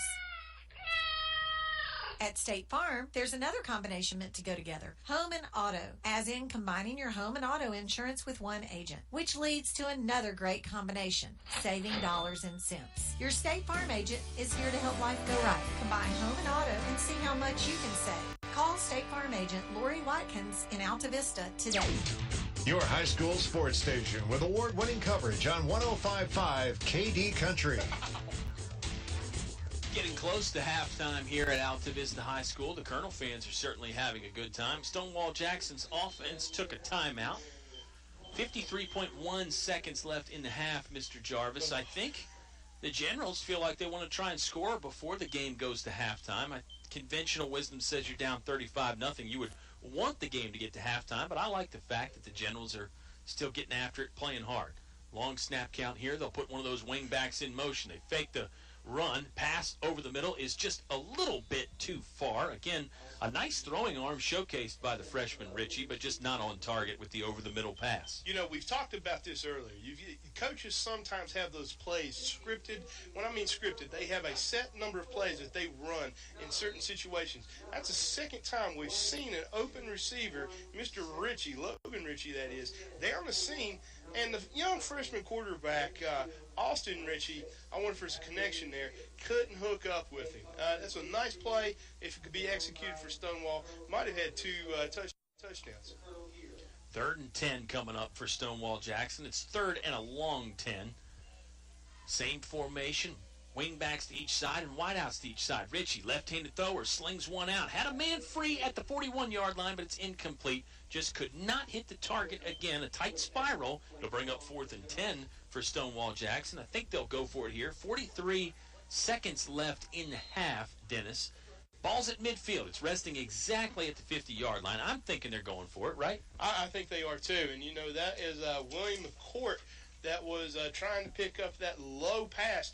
that was hit right down at his shoelaces, and I don't think these feet were really into the turf here either too well. They are going for it. Altavista safeties are walked up. It's almost like they have 5 linebackers. Man in motion. They fake the toss to him. Richie wants to roll out and throw. He's going to slide down at the 35-yard line. Heavy pressure again from the Altavista Colonel defensive line. Daniel Triplett in the area.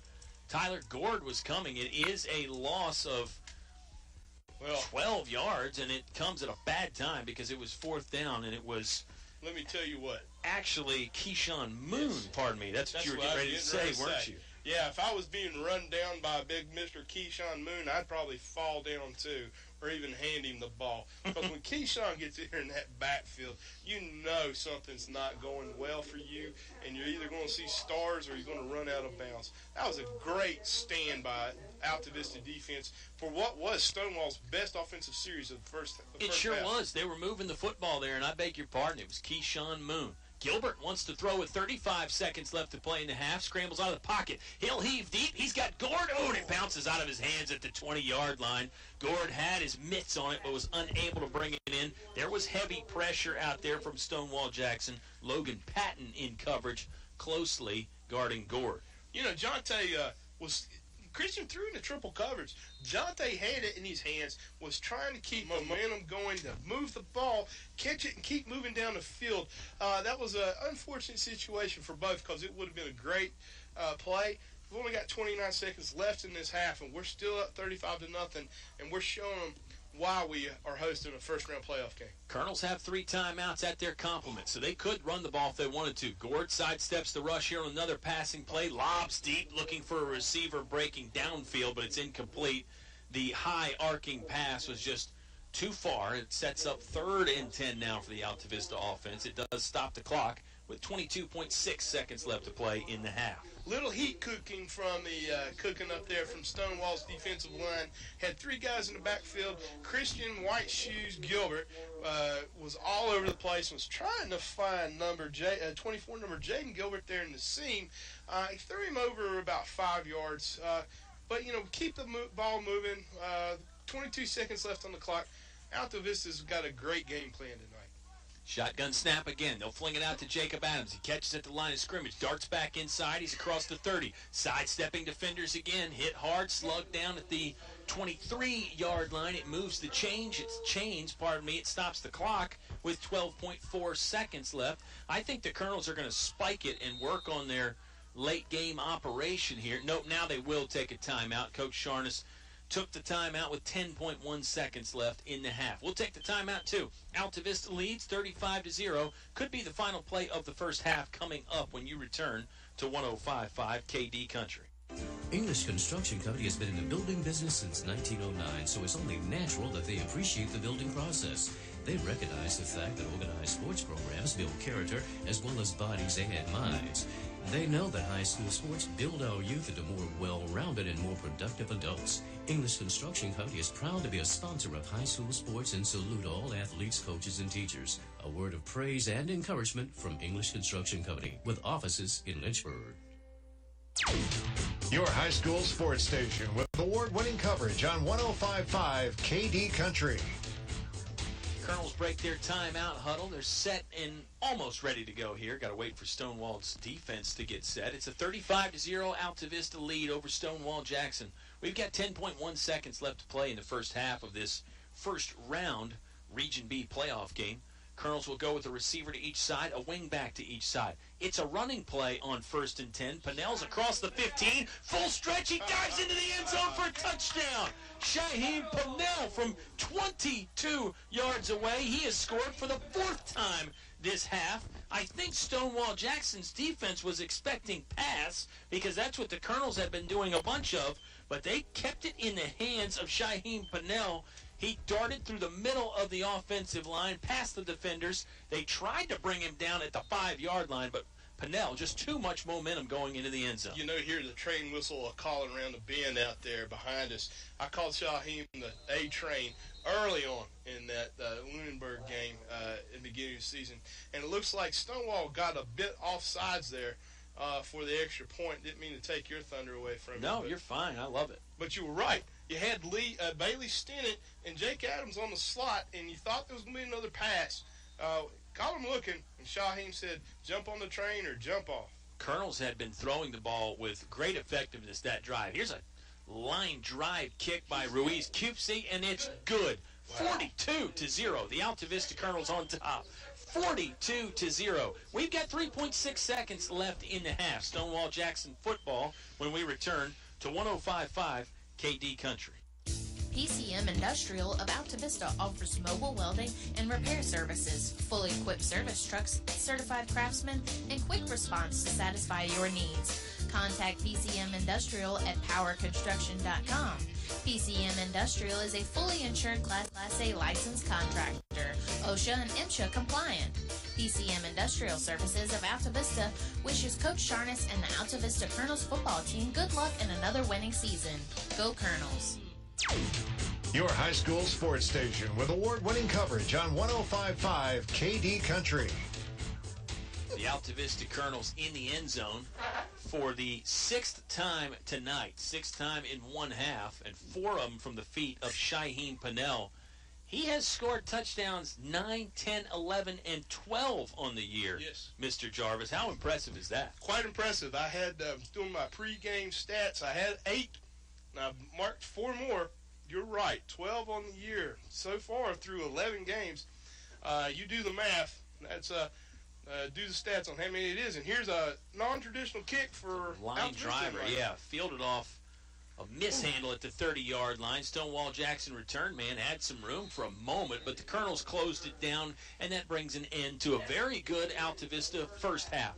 42-0. The Tuscan Italian Grill halftime show is on the way when you return. Award-winning high school sports coverage on 105.5 KD Country.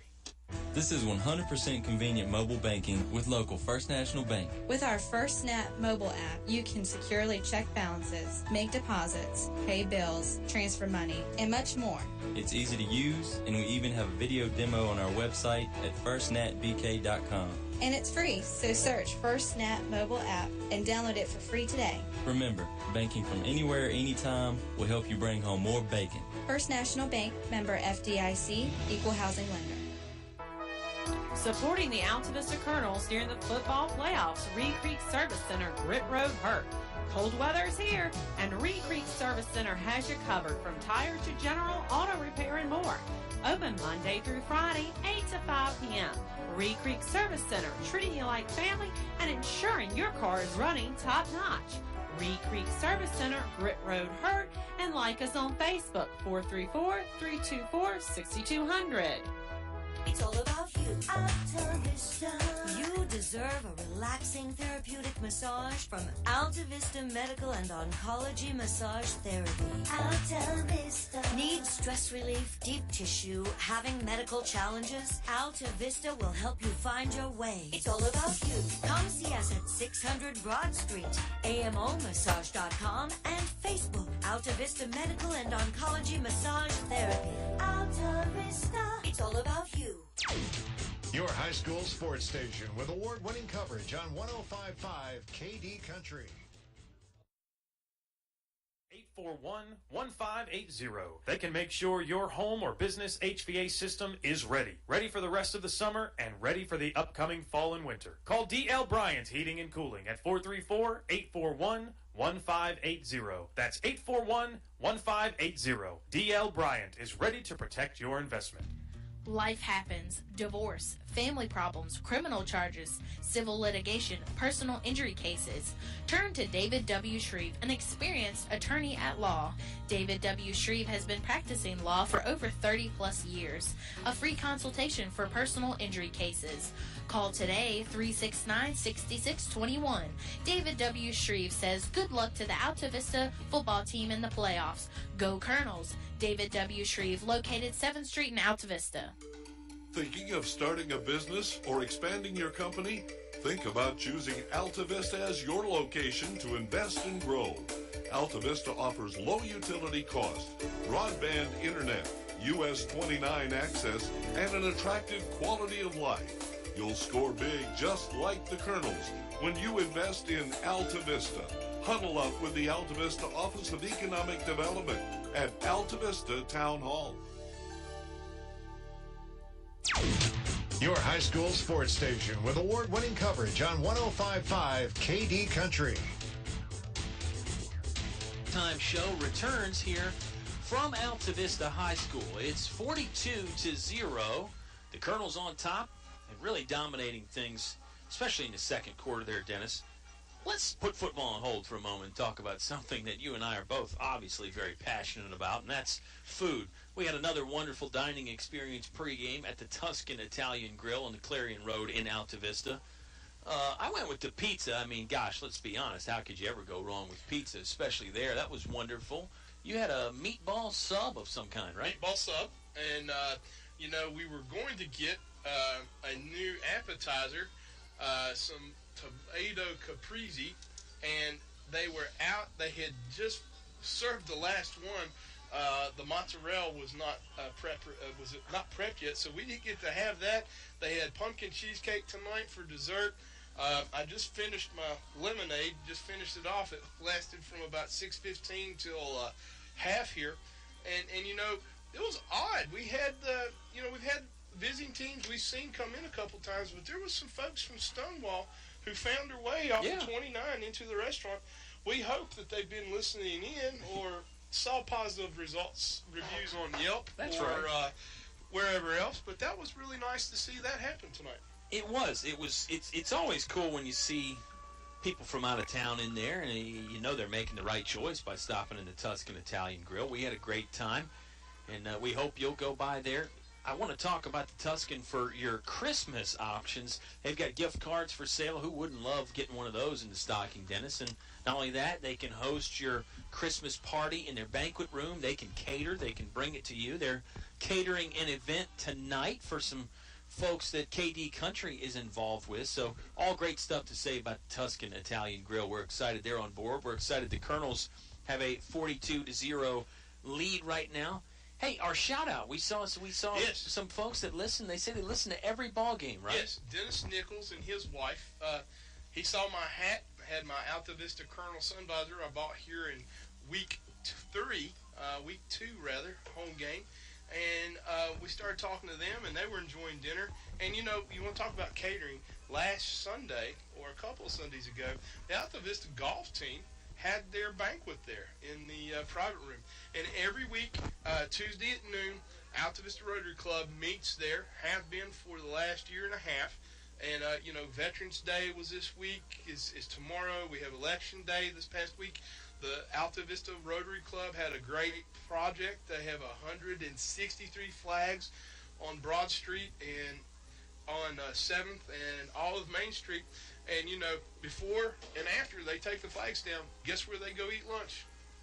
The Tuscan Italian Grill. Right there. See, I've always come back, go all the way around, just like Jacob Adams and Christian Gilbert have running all the way around. But I come back to center.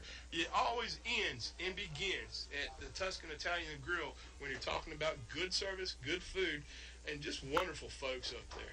Great stuff. We love it. We're at halftime here between the Altavista Colonels and Stonewall-Jackson. It's a 42-0 Altavista High School lead.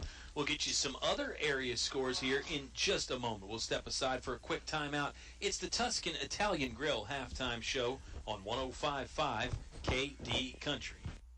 Fun times are waiting for you at El Cazador, Altavista's oldest Mexican restaurant. Relax in comfort with daily food and drink specials, Mexican and American foods, and a children's menu too.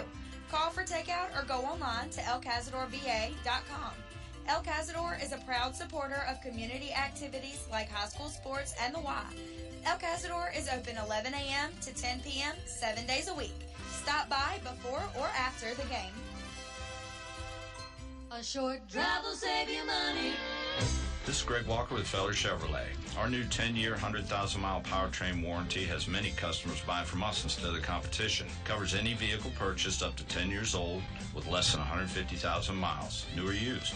With our 3-day money-back guarantee, you can buy with confidence. Where else can you get great prices, good selection, 3-day money-back guarantee, and a warranty that gives you 10 years of protection? Come see us. You'll be glad you did. Feller Chevrolet. much more. English is More than a hardware store. English is your complete home center. Everything for every job you do. Always here for you. the quality. English is So much more. English is More than a hardware store. English is your complete home center.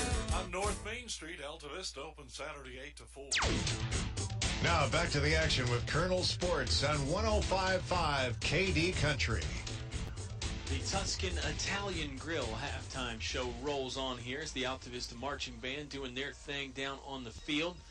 Dennis, they had their state competition recently. They sure did. I don't have the specifics on the percussion pit and the flag corps and everything else, but overall, last Saturday, your marching colonels still continue that excellence. They were 6th in the state, out of the entire state that was there participating, and it's quite impressive. I've enjoyed watching this halftime show each week. It's a Michael Jackson kind of Motown theme. The kids really get into it. They've got great props. They're out here dancing now. Our field conductor is fantastic. The orchestra pit is fantastic. I'm an old band head myself. I marched from 7th grade all the way to my sophomore year in college, and I've seen a lot of bands that don't have the energy. There's 15 or 16 of these kids out here are first-timers, meaning they've never marched before, and they prepare just like our football team does in the summer, doing preparation, game plan, game charts, kind of things. Not dissimilar from a football team, but they've been here every week, every home game, supporting the Colonels. And I'm impressed to talk about Mario. He's my neighbor. What a great band director. And I'm really impressed with these young student athletes. I'll call them athletes because there's a lot of moving, integral parts out there that you're seeing right now. So, but I wonder, should we get them some pizzas to go from the Italian Tuscan Grill? It all comes back to Italian Tuscan Grill. You're right. We should. They'd be very grateful, I think, especially on this cool evening like tonight. Of course, they get to move around. They keep them warm, and you're right, the band getting better every week. The Altavista Colonels seemingly getting better every week. It's a 42-0 lead at the moment. This is their highest scoring output of the season, Dennis. They scored 37 points in week 1 against Central Lunenburg. That was in 4 quarters. They've done this just in 2 quarters. And I don't know that the Colonels are going to have the foot all the way to the floor on the accelerator. They're not going to get crazy, but I don't think they just want to come out and take it easy in the second half. I think Coach Mike Sharnis would like to see his guys put at least another touchdown or 2 on the board, correct? Yeah, I agree with you. Coach Sharnis and his staff are not known for they're known for sportsmanship, athleticism. They're known for student athletes that lead on the field and in the classroom and in life. But you can't, when I set all that up, you can't let these kids take too much off the throttle. There's a lot to play for. You're going to go on the road. If you hold on, you're going to go on the road and play the number 1 seed on the road at Riverheads. And you can't tell these students, you've been working for 10 weeks. You don't run the ball the right way. Don't pass the ball. Don't tackle. Football is like life. Football is hard. Football is tenacious. And, you can't let up but so much. Altavista's coming out for the halftime warm-ups, some walkthroughs. We still haven't seen Stonewall come over from the side yet. You wonder what the coaching staff is saying. This is unfortunately the way the season's progressed, I think, for Stonewall from what we've gleaned. And as I say this, to our left, next to the big ladder truck from our wonderful Altavista Volunteer Fire Department, here comes these big guys. And look at them up front. They're 6'2", they're 6'3". They're shucking hay. They're chasing horses. I don't mean this in a bad way. Shenandoah County is an ag county. There's good folks up there. I know the Economic Development and Tourism Director up there. It's a hard-working, bucolic kind of county, but a blue-collar kind of crowd. And I'm really surprised they haven't been able to move the ball more efficiently. We've had the most impressive defensive front I've seen us have all season. I agree. This size from Stonewall-Jackson here, just while we have a minute, it's the Tuscan Italian Grill halftime show, folks. It's a 42-0 Altavista lead at the moment. We were going to talk about that defensive and offensive line for Stonewall-Jackson. Let's just run down the list here. Charles Street V, 260. Dakota Baker, 238. Kobe Hinkle, 268. The big man, Drew Bynum, that we've been talking about all night, he's 290. Dakota Bush is 291. Jake Gate, I think it's pronounced. Pardon me if I'm wrong there, football fans. Jake Gate is 294. Francisco Javier Martinez, 298. Devin Campbell, he's just 260. It's pretty impressive, the size. I mean, that rivals the size of folks like Stanton River and Appomattox. You know, obviously, you can't just sum it up by weight. I mean, there's so much more to football than that. But it's an impressive offensive and defensive line for Stonewall-Jackson. Go back to number 79, Francisco Javier Martinez, 6 foot 298. He's a ninth grader. Wow. He's got 3 more years. How about that? But you may hear that name again. I think you will. But what's impressive about their line is they're quick. They move really well. Big men like that should not move well. Big men like that should be kind of like me. I'm a big guy. I move kind of slow. I'm kind of lethargic. No, these guys come up off the ball. They're hitting. They're quick. They're in the backfield. And Mr. Bush has been looking down on Christian Gilbert a couple of times. Like, see, I told you couldn't get around me. But, you know, it takes 2 other phases of a game to work in football. Special teams, offense, skills positions playing. Don't make turnovers. There's only been 1 flag from what I can see. There's only been a 1 or 2 dirty laundries for both teams on the side on the game, but they've just not been able to hold on to the ball. The Stonewall cannot matriculate and move the ball down the field. And, you know, it's not taking anything away from Altavista. The way they're playing tonight, the way they're ready. You know, last week was hard, 59-7. You're playing that wonderful team from out in Appomattox, the Raiders, oddly named after Stonewall's Raiders group. And you know, how can you change anything any different? You can't. Well, if you're Altavista, I don't think you want to change much different. You got to keep your foot on the gas, though. Again, you probably don't want to get out of control, but keep the foot on the gas. If you're Stonewall-Jackson, you nailed it. The turnovers is the problem. They mishandled 2 kickoffs. There's 1 interception, 2 fumbles. Had a turnover on downs as well where they got stopped on 4th down.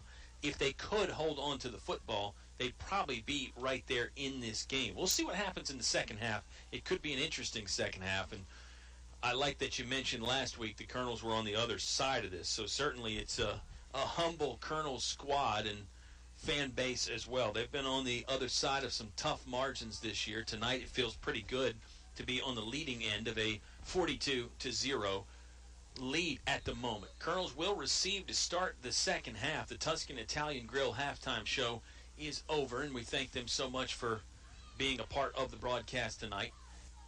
Believe it or not, it's the first kickoff of the evening for Stonewall-Jackson. Well, of course you believe it. They haven't scored yet. Altavista kicked off to start the ball game. They will try an onside kick. It looks like it did go 10 yards. The Colonels did not converge on it at first. They dove on it a little bit late. It was actually very well executed on the onside kick by Stonewall-Jackson. Altavista dove on it, but not initially. They backed away on the first try, and they're probably thankful that they do have the football here, Mr. Jarvis. Not meaning to laugh. We were over here in the peanut gallery talking about well-executed kick, well-executed onside kick, and I think it was to such perfection that the Stonewall Hands team was like, who's got the ball? No one would fall on it, and thank heavens, Altavista fell on it. Now we're at midfield, and we're going to put this thing in the end zone again real quick. Colonels take over from their own 48-yard line. Option play. Gilbert keeps it. He's weaving in and out of traffic, going right down the left seam, headed to the left pylon now. Touchdown, Gilbert. 52 yards, the scoring run. What a way to start the second half. Christian Gilbert, well-executed option run. The quarterback keeps it. He was weaving right and left, angled his way finally to the far sideline left, and then got in the end zone. I'm not sure anybody laid a hand on him the entire 52 yards. No one did.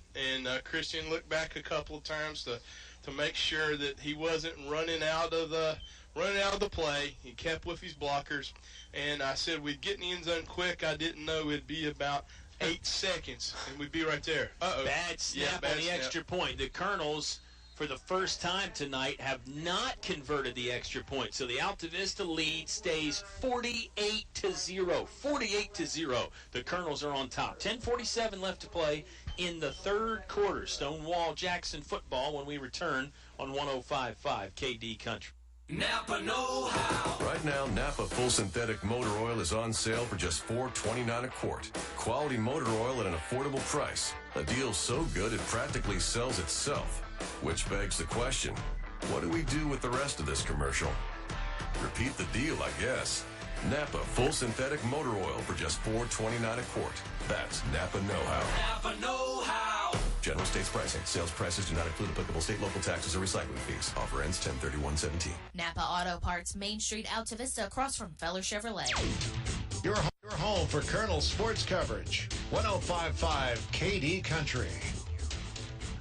13 seconds into the second half, and Altavista is padding their lead. They're on top now, 48-0.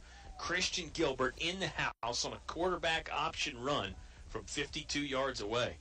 Well, you know, we were talking about this earlier. Should you not let off the handle? Should you let off the gas? No, you shouldn't. Altavista came out and showed why they have a dominating offensive line, why we're averaging over 250 yards rushing a game on the season. And we just did something uncharacteristic for us. We actually kicked the ball deep, and I think that's part of why you have an award-winning future Hall of Fame coach and Coach Jarvis. He's like, look, guys, enough's enough. Let's get routine. Let's get back and kick the ball deep. And going to have nice field position for Stonewall to start their first possession of the second half right around the 35-yard line. Kick went out inside the 5-yard line. It was scraping the paint on this near sideline for quite a while. Then it did trickle out of bounds. Stonewall starts left hash mark, 35-yard line, under center, fullback, 2 wingbacks, a wide out to each side as well. Colonel's not showing blitz. Safeties are walked up. Passing play here. Richie throws, and again, another pass that he slung just a little bit too high. It was a nice, tight spiral. It was in the right direction, just a tad too strong. You know, I'd like some things I see out of Mr. Richie Austin, that is. He knows where the play is, and he's getting some time. That offensive line getting some time.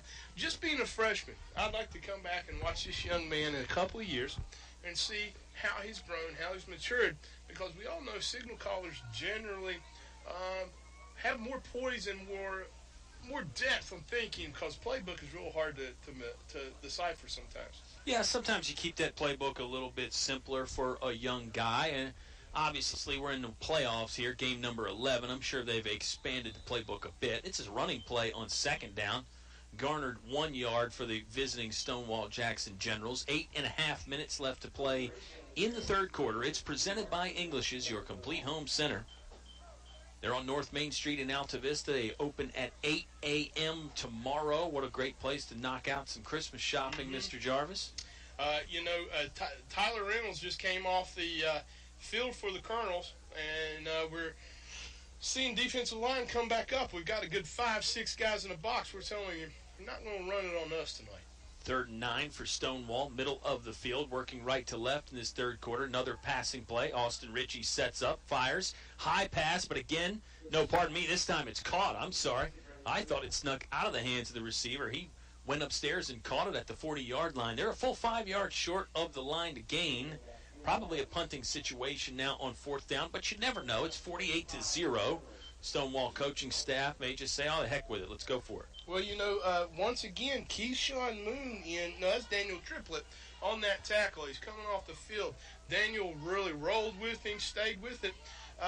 They've been trying to get that seam, that wheel route, either way. The passing game just hasn't worked for Stonewall.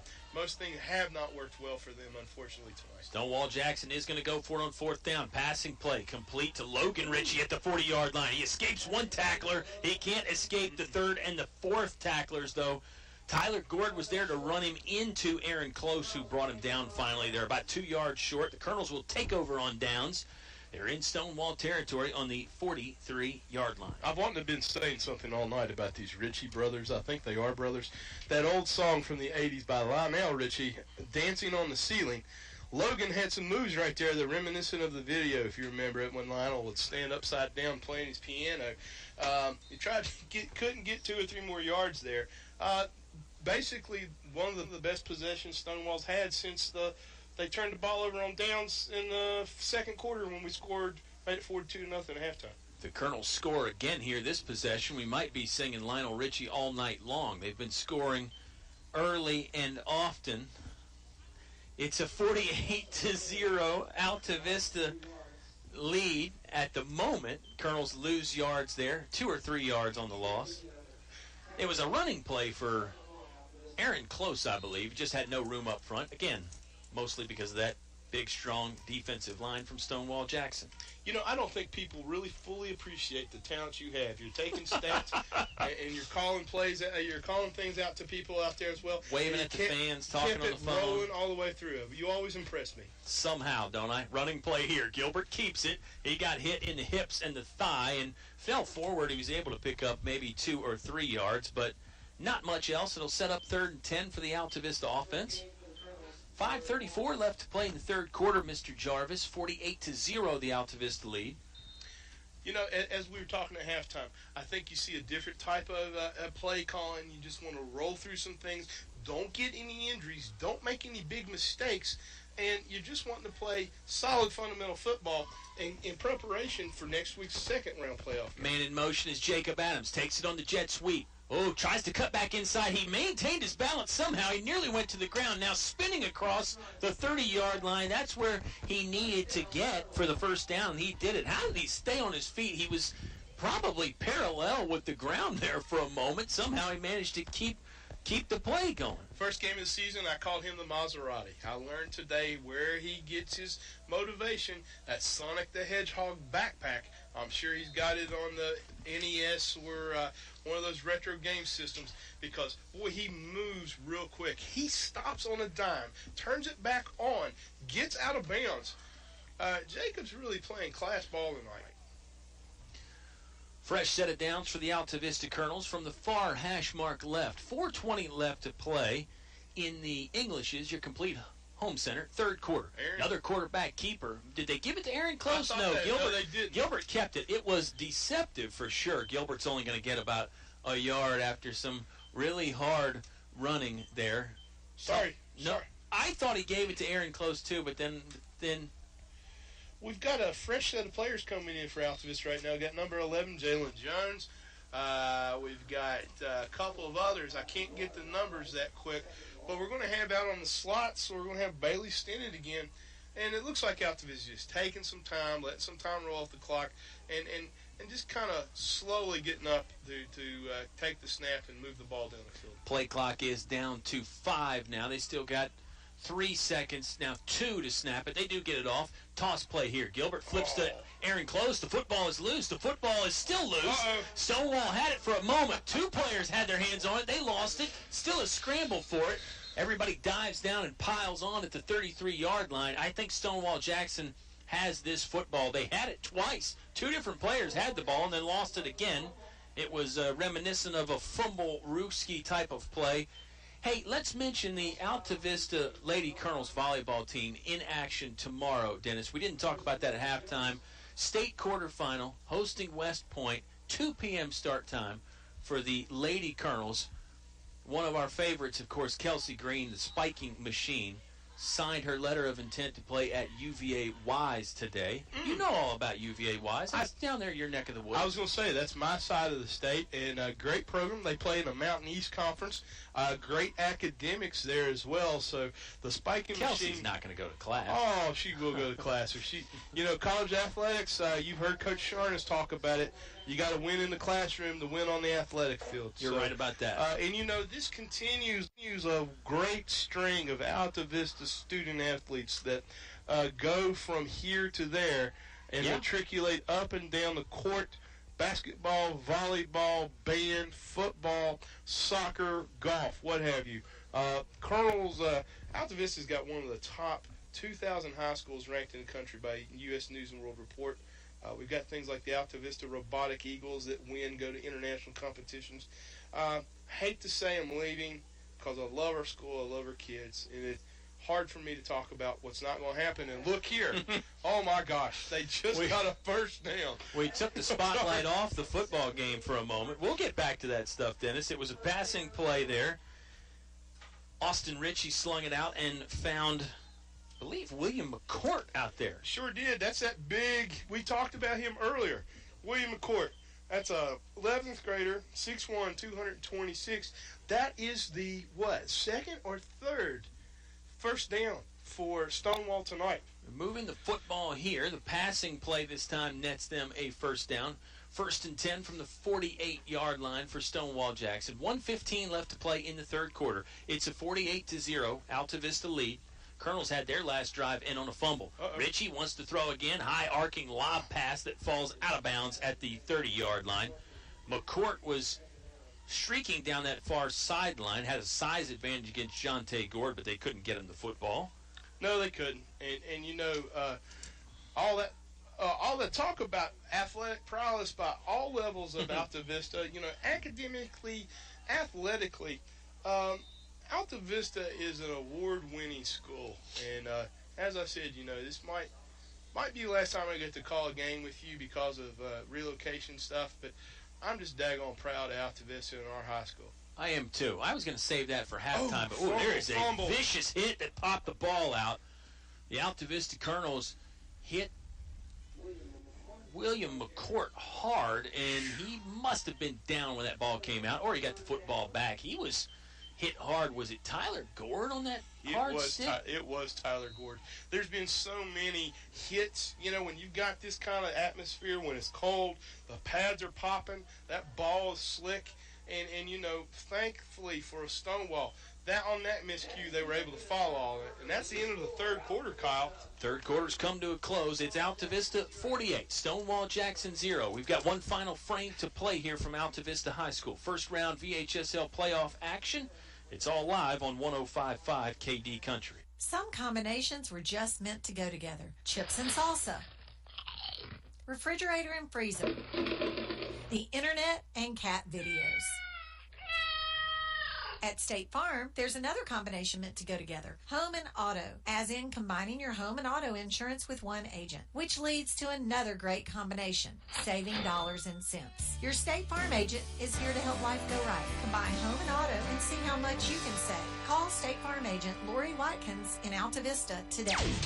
Your station for high school sports play-by-play is 105.5 KD Country. Fourth quarter about to get underway here from Altavista High School. 48-0, the Colonel lead.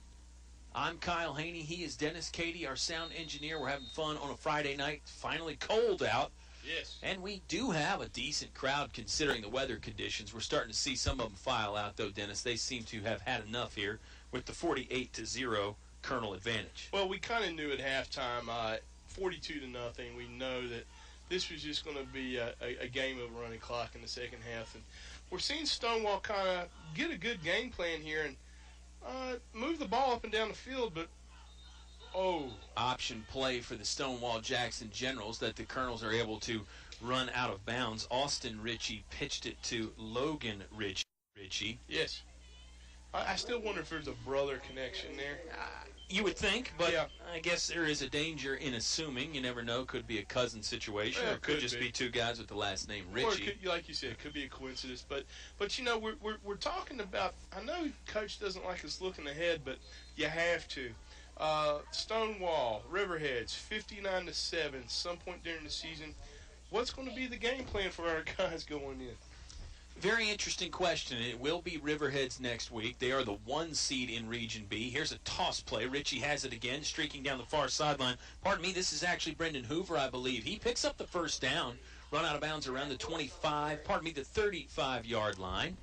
That'll move the chains for Stonewall-Jackson. 10:35 left to play in the ball game. It's a 48-0 Altavista lead. Yeah, the game plan next week. Riverheads is good. They're traditionally a running team. They like to get in the old school wing T or the double wing offense and just grind it down, keep it between the tackles a lot. The passing play is almost a trick play for a team like Riverheads. So we will see. It's going to be a tough assignment for the Altavista Colonels, but you got to feel fortunate that you get the opportunity, I think. You know, for the youth on our Altavista team, you've got one more week of practice. You've got one more week of game preparation. And that's what second season is all about. Continuing momentum, continuing to play, and continuing to learn. And more than anything, continuing to learn. Like here, right here on this possession, Stonewall just ran it down the seam. Quarterback option pitch to number 20, Logan Ritchie. And they're knocking right here on the door, Kyle, of maybe getting in the end zone. I don't know about you. I know that the guys at corporate headquarters may not let me say this. I'd really like to see a shutout. This defense deserves one this year. Sorry to say that. Corporate headquarters. I love it. 1st and 10 for Stonewall-Jackson. They picked up another first down on an option play. Here comes another man in motion in a running play. Option play this time to the left. Ritchie pitches out. He's got Hoover again, who is thrown down by a diving. That's a good question. Who was it? Got to figure out who it is over there on that far sideline. It's number 11. Looking through my glasses real quick, it's Jalen Jones. Yep. Jalen Jones is a freshman.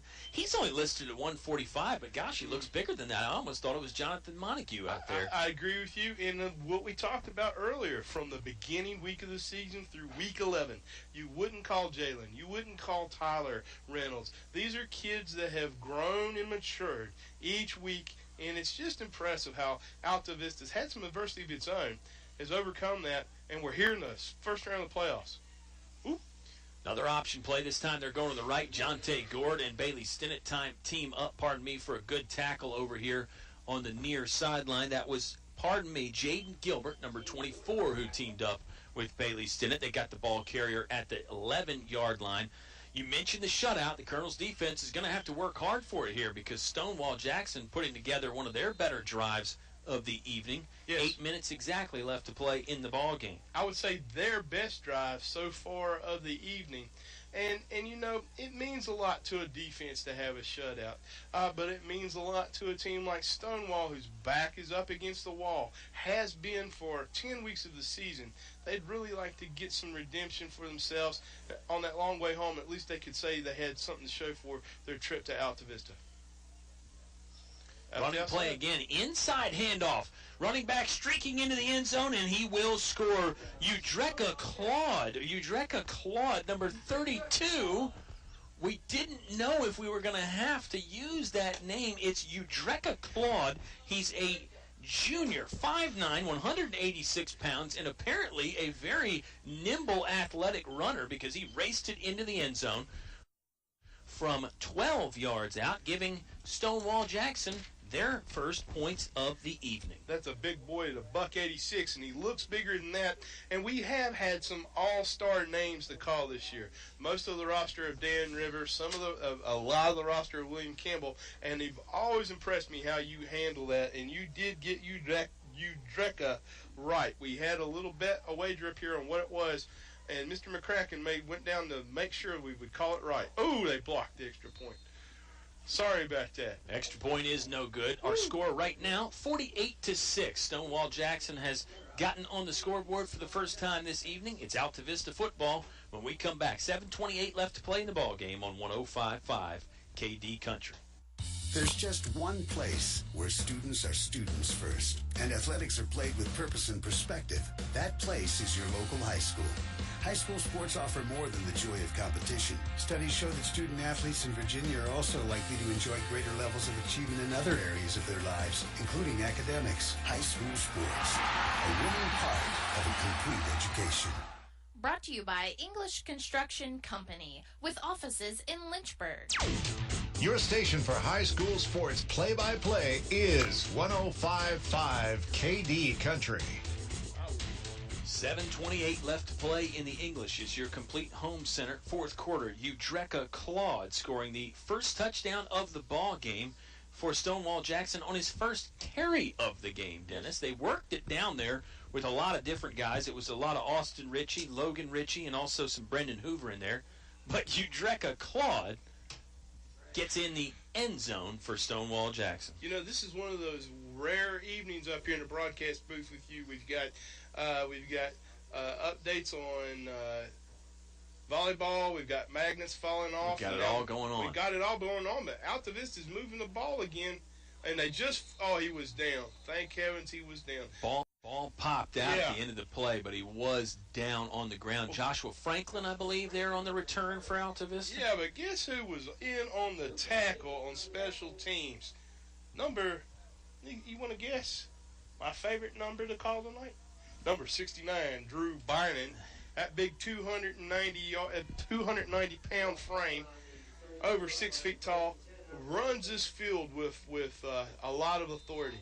I wonder if he's doing well in the classroom, because I know some schools out there, especially one right down the road from him at Shenandoah University with a great football program at the collegiate level, would like to see a young man like that be able to have some slobber knockers and make some boys see some stars somewhere on the other side of the field. I get it, man. If I'm a college coach, I see this 290-pound guy running around out there with reckless abandon. Yeah, he's on my radar for sure. It's a running play for the Altavista Colonels. Sifting through the... Joshua Franklin. Franklin, or was it Jaquelin Jones? Let's find out. I think it was number 20, Joshua Franklin. Mr. McCracken, was he on the... Who's carrying the ball? He was running roughshod through defenders there, and he was able to make his way to the 40-yard line. He's a yard short of the first down marker. 5:50 left to play in the Englishes, your complete home center, fourth quarter. Yeah, the Colonel's going to go to Riverheads next week, Dennis. Just for comparison, Riverheads beat Stonewall-Jackson 59-7, so somewhat of a close game. You really don't ever want to compare scores because that's a fruitless endeavor, but it does give us a little something to go on. Altavista's had some very good battles with Riverheads over the years. Here's another running play, toss play, as the speedy back Jaquelin Jones streaks across the 50-yard line. And you know, Bailey Stennett is in at quarterback right now. Bailey's back there, handed the ball off on the pitch to Jaquelin. And these are some names we haven't got to call all year. But let's be honest. I know it's not a comparison, but, you know, right now, you want to move this ball, keep moving the chains. It's a running clock. You don't want to give this ball back to Stonewall because you don't want to give anything for Riverheads to kind of say, you know, make them go, I think you want to keep them going, is what I would like to see. And I'm really impressed with what's going to happen next Friday night. I've got to make sure I finish this off the right way and get up there and be in the side of the booth with you on Friday, because that's a big deal. And it looks like we've got delay of game for Altavista. I'm going to back us up, 10 yards? 5 yards? 5-yard penalty there on first down, sets up 1st and 15. Yeah, next week's going to be a lot of fun, and I know, as you said, you're relocating, got yourself a new job down there in North Carolina, not too far away from us, but No. We're certainly going to miss you. You're certainly invited back any old time, really. Might even get you involved in some basketball at some point. Here's Bailey Stennett on a quarterback keeper. He gets it back to the original line of scrimmage. It was hard-earned as he had to dodge would-be tacklers left and right. And next week, yeah, we've been to Riverheads a few times in the past. Altavista has won up there, but some defeats at Riverheads as well. They're always a tough team in Region B. When we've done some games with the William Campbell Generals, they've butted heads against Riverheads quite a few times. Riverheads is just a team in Region B. If you're gonna make a run, you're gonna have to go through them at some point, or they're gonna go through you. Altavista Colonels girls volleyball team beat Riverheads in the region to qualify to play West Point tomorrow at 2 o'clock here. So, you know, it's one thing I love about Virginia high school sports is the names of schools. Riverheads, Tunstall, Lord Botetourt, William Byrd, William Campbell, Stanton River. It's just some amazing names and some amazing mascots in Virginia high school sports that have that. You know, I'll take Virginia sports over probably all the other 49 states, the lower 48 especially. We've got some tough teams, some great programs, and high school sports in Virginia and the Commonwealth is just fantastic. It really is. You get those regional rivalries, too, to go along with all your other rivalries. Here's a wide receiver sweep play for the Altavista Colonels. They've got some room down here on the near sideline and a chance to score across the 20 and then bounced out of bounds. He took a hard tumble, was Jalen Jones. What a very nice run, a pickup of 31 yards there. It's a first down for the Altavista offense. 2:20 left to play in the ball game. They already lead 48-6, so they have a chance to score here and add some more points on. I think it would be nice for these second-team unit type of guys to get in the end zone and give them some nice confidence to show what they can do. You know, I didn't mean to be a fan on that play, but you had to. Those in radio land, you couldn't see it. We're moving right to left on the radio dial. Mr. Jones just went right down the sideline and kept his feet in bounds because the play broke up because of the offensive line and skills positions on the outside, and it was a wonderful thing to watch. I had to give you an observation that you'd understand. Base formation to the Altavista Colonels, a running back, wing backs to each side. This running play gets bogged down and thrown backwards at the 12-yard line. 90 seconds left to play in the ball game. Jaquelin Jones on the carry there. 90 seconds left to play for the Altavista Colonels to hopefully put an exclamation point on this win against Stonewall-Jackson. Obviously, the game well in hand at 48-6, but again, this second-team offense would love to get their feet wet and get in the end zone here one time before night's end. You know, and they deserve it. These young men out there, Bailey Stennett, Jaquelin Jones, Tyler Reynolds at center. These young men have been practicing every week. They've been playing hard every week, and they've got to play this last 5 minutes or so. But we've got a coach who is Mr. Sportsmanship, and he tells Bailey, take a knee. And we're going to let this 40 seconds plus keep rolling, but 48-6. And there's people out there in Colonel Nation who didn't think we could win a playoff game. 48-6 is going to be the final because the Altavista Colonels are going to take a knee. We thought they might try and get in the end zone one more time, but Coach Jarvis, as you said, very classy, just wants to take a knee and get back in the locker room on a cold Friday night here in November. We're going to have football next week. The Altavista Colonels will travel to Riverheads. There's a shot there at the end of the play. The Stonewall-Jackson continuing to play hard there as the Colonels take the knee. Down to 8 seconds on the clock. That's all they need. They will not need to kneel it one more time. The Altavista Colonels have won a playoff game, 48-6. over the Stonewall-Jackson Generals. Post-game show on the way when you return to 105.5 KD Country. PCM Industrial of Altavista offers mobile welding and repair services, fully equipped service trucks, certified craftsmen, and quick response to satisfy your needs. Contact PCM Industrial at powerconstruction.com. PCM Industrial is a fully insured Class A licensed contractor, OSHA and MSHA compliant. PCM Industrial Services of Altavista wishes Coach Jarvis and the Altavista Colonels football team good luck in another winning season. Go Colonels. More live high school sports action on 105.5 KD Country.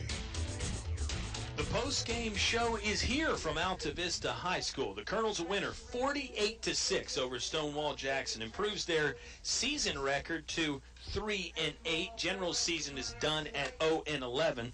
It was Stonewall-Jackson's first playoff appearance since 2011, Dennis. And Altavista, meanwhile, in the playoffs every year since 2009. And maybe that tells part of the tale right there. Colonels seasoned, ready to go here at the end of the year after the tough schedule. What a ball game. It started with a bang. Altavista recovered a mishandled kickoff from Stonewall-Jackson. They scored 2 plays later. Shaheem Pinnell, the first of his 4 touchdowns on the night. Yeah, count them 4 for the senior, number 6, Shaheem Pinnell. Jonathan Montague scored. Jonte Gord scored. Christian Gilbert scored.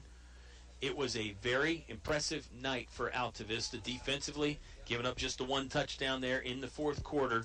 Gotta love what you see tonight if you're a Colonels fan. Yeah, you have to. You have to understand that all the heartache, all the hits, all the bumps in the road through 10. You get to play one more. You just heard we'll be playing Riverheads next Friday night at 7 o'clock. And it doesn't matter at this point in the season. Records out the door. I mean, look at last year in the state playoffs, the state championship game. Stanton River played a team in Christiansburg or Blacksburg? Blacksburg, yeah, in the state championship game. Blacksburg yeah. had a losing record coming in the state playoffs and swept. Went through 4 games there, 5 games, and ended up beating one of the most impressive teams I've ever watched play. You throw all things out the window at this point of the season. You see this in college football. You'll see this in pro football in December. And, you can't say anything more. What a game preparation. Special teams was ready to play. They had a game plan. The defense played like they have all year, but hit a little harder, broke through the line a little brisker.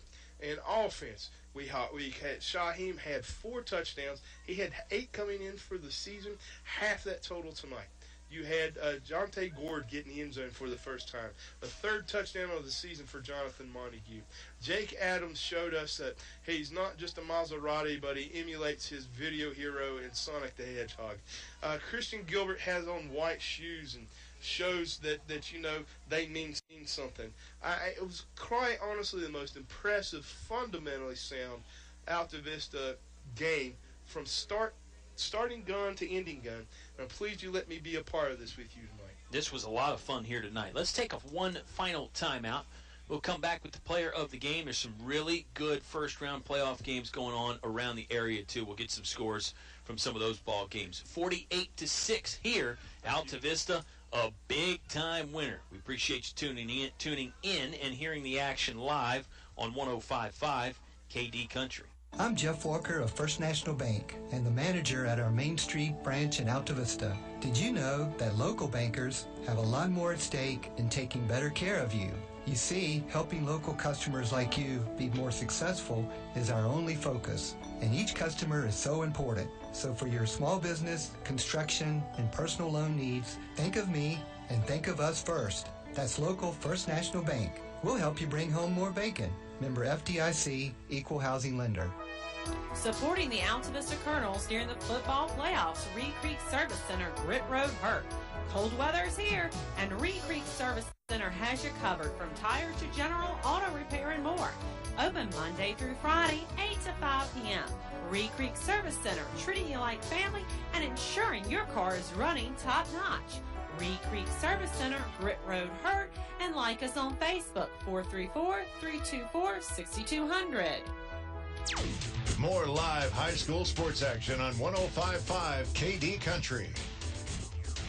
What a night here from Altavista High School. A chilly night, but we certainly had fun. Of course, we were all warm and cozy up here in the press box. That's one of the benefits to being in our shoes. And Dennis will be at Riverheads next week. We hope you can join us. Kickoff time for that one, I'm assuming, is going to be at 7 o'clock. But listen to KD Country and check us out on all your social media options for the full details on that one. Again, it was a 48-6 victory for Altavista here tonight. It was just a 7-0 Colonel lead at the end of the first quarter, Dennis, but that second quarter was really where the fireworks started happening. It did. What was it, a 35-point burst in the second quarter? That's right. Well, we've not seen that. We've been on the receiving end of that a few times. And look at how William Campbell came and jumped out on us 14-0 that quick. Stanton River jumped out on us 14-0 that quick. Gretna round 1 that quick. From the starting kickoff tonight to the finishing point, Altavista was knocking on the door with 48 seconds left of this game. There was only 2 drives of any sustainable for Stonewall to end the second quarter that they turned the ball over on downs. And then 2 possessions there in the third quarter. And when they finally hit pay dirt, still for Stonewall, it's a long trip down here. They had that extra week off because that bye week came last week at the last week of the season. They're probably getting ready for wrestling. They're probably getting ready for basketball. And they didn't really think that they were going to have a playoff run and have to come down 3.5 hours or so from the Shenandoah Valley. I feel for them. I know how it hurts. I've been on the receiving end of that. But, boy, this team, this program has been a playoff player since 2009. 2009. Since that point, it has been, pardon me now, 22-5 in the playoffs for Altavista. 22-5. Of course, there's 3 state championships in there. So in those years, they're going deeper, 14 or 15-0 in those seasons. But they've won playoff games in really every year. It's been impressive stuff from Coach Mike Sharness and his staff. They get another playoff victory tonight, 48-6 over Stonewall-Jackson. Some other scores, Dennis, before we get to our players of the game. JF is beat by Blacksburg 51-0. GW Danville on top of Amherst 30-6. EC Glass looks like they're going to win their first playoff game in a while, 31-7 over Williamsburg. It's a very tight ball game in Campbell County between Brookville and Rustburg. The Bees leading 7-6 in the fourth quarter. A 1-point Brookville lead over Rustburg in the fourth quarter. That's exciting stuff there. 50-7 Stanton River beating Cave Spring. That game may be a final. Dan River getting shut out against Glenver 17-0. Appomattox is on top of Martinsville 35-10. At last glance, Gretna was losing to Floyd County 21-6. Wow. Yeah, some interesting scores in there, some interesting updates. Yes. Yeah. Obviously, that 1-point ball game between our two neighbors in Campbell County, Brookville and Rustburg, that's exciting stuff. I'm sure that's a fun game to be at, and the finish may be a lot of fun. And anybody in Colonel Nation should want all the teams that Altavista played, count them, 8 out of 10 teams. Yeah. You would want them to advance and go as far in the playoffs as possible, because if there's anybody who would question the resolve of the Colonel football team this year, you go, wait a minute. Yeah. Did you see the SEC East like week in, week out? That's right. SEC East kind of talent, or that Big Ten North kind of thing. I mean, 80% of your teams you played made the playoffs, and that one surprises me, though. One non-opponent, Amherst, and getting shellacked like that. That's not a custom for that team up North 29 in the old Seminole District either. So well, Dennis, it's been a lot of fun. Hope you can make it next week. Hope we'll so keep too. the fans posted on that. We'll find an able-bodied replacement if you can't. And like I said, you're welcome back anytime. Why don't you just plan on making an annual trip up and do one game a year or something like that? I will, if you'll let me. Pop in. We'll get you a pre-recorded segment, Dennis's take or something like that. We can do that. Can you email something like that along every week? I could. Podcasts. And I might want to check with the brass on that one before I give you that opportunity, right? Corporate headquarters, so you might want to get a call on that. Hey, let me tell you real quick. Don't want to digress. 11 weeks. I've only been part of this 10. I took 1 week off to go watch college football game. I hope that I've grown with you each week. I hope that I've added some value for the fans, because what an amazing group of young men in this coaching staff I've got to be a part of. It's always been a dream of mine to be a part of something special and to be a part of a sports broadcasting team. You all allowed me to live that dream kind of to its fulfillment, and it's real rough that this may be the last one with you for a while. Well, like I said, don't let it be the last one. You're welcome back anytime. You have big shoes to fill, Mr. Oscar Briggs. Yes, sir. Whoever follows you is going to have some big boots to fill. Take the spotlight off of us for a moment, throw it back on the players. Player of the game time now is a 48-6 win for Altavista over Stonewall-Jackson. For the Generals, gosh, they had some good guys to choose from. I know who you're picking. I know who you're going to pick. Who am I picking? I think you're going to pick number 69, Drew Bynum, right? The big man, the 290-pounder. I'm going to take him, too. I mean, let's be honest, Altavista scored a bunch of points. They would have scored more if it wasn't for Drew Bynum. I mean, he was in our backfield. He was in the Colonel backfield a ton. He was, and he's in there on special teams. He's in there on kickoffs, what few they had. But, that man is tall, and he's 290 pounds, and he runs like Jacob Adams. Let's let Altavista Colonel fans understand. It's like Jacob Adams or Shaheem Parnell or Jonathan Montague running, and that big a frame hitting people. He was I'd stack him up there with a bunch of the guys we saw at Stanton River, or that big lumberjack of a Eclipse kicker, punter, and a defensive back from Lunenburg. My gosh, that young man was huge. He was, thinking back, I think he was listed 6'9", 310 or something like that. Every bit of it. And he didn't move bad either. He didn't. For his size. No. Okay, we're having fun. Come on, we've earned it. Now, the Altavista Colonels, their player of the game. A little bit trickier here. Shaheem Pannell scored 4 touchdowns. I got to give it up to the guy. I mean, he was all over the field tonight, and really his scoring, he scored 3 of those touchdowns in the second quarter. I think that just put Stonewall away right there. I mean, I think that just broke their spirit, broke their will. Shaheem Pennell, I got to give him my player of the game. 4 touchdowns tonight. You know, that's a wonderful thing about calling games with you, is that I've learned a great deal about how to watch a game and how to see things happen. And, you know, you give helmet stickers out. I would agree with you. Shaheem had 4 touchdowns. A lot of that happened because of guys up front, guys out on the scene. But, you know, this is the first time I haven't agreed with you. I don't mean this is hard. One guy I like, he's grown each week. The white shoes came out, and that's rare to see. I'm going to go with Christian Gilbert, number 10 in your program, but number 1 tonight with me. He had that big touchdown to start the second half. Thought it was impressive.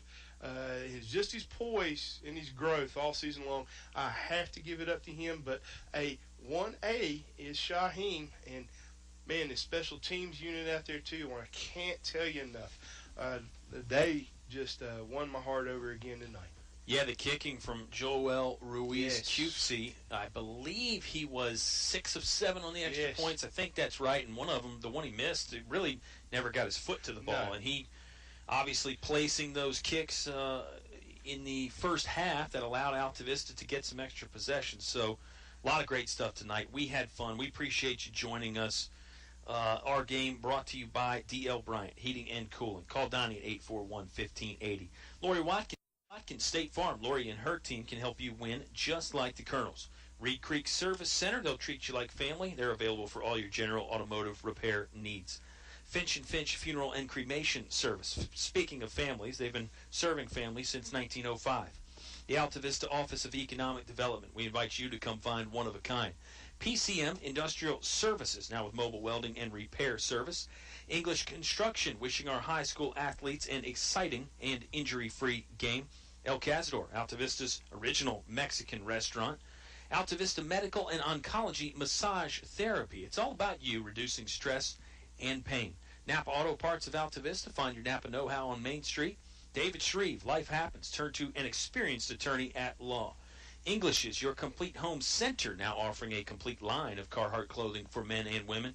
First National Bank, helping you bring home more bacon. And Feller Chevrolet, now offering a 10-year, 100,000-mile powertrain warranty. That's going to wrap it up for us here tonight on this cold Friday night. Altavista wins 48-6 over Stonewall-Jackson. Colonels head to Riverhead's next Friday night pregame show on around 6:30. You'll be able to hear all the action live. KDCountry.com with the KD Country app and on 105.5 KD Country.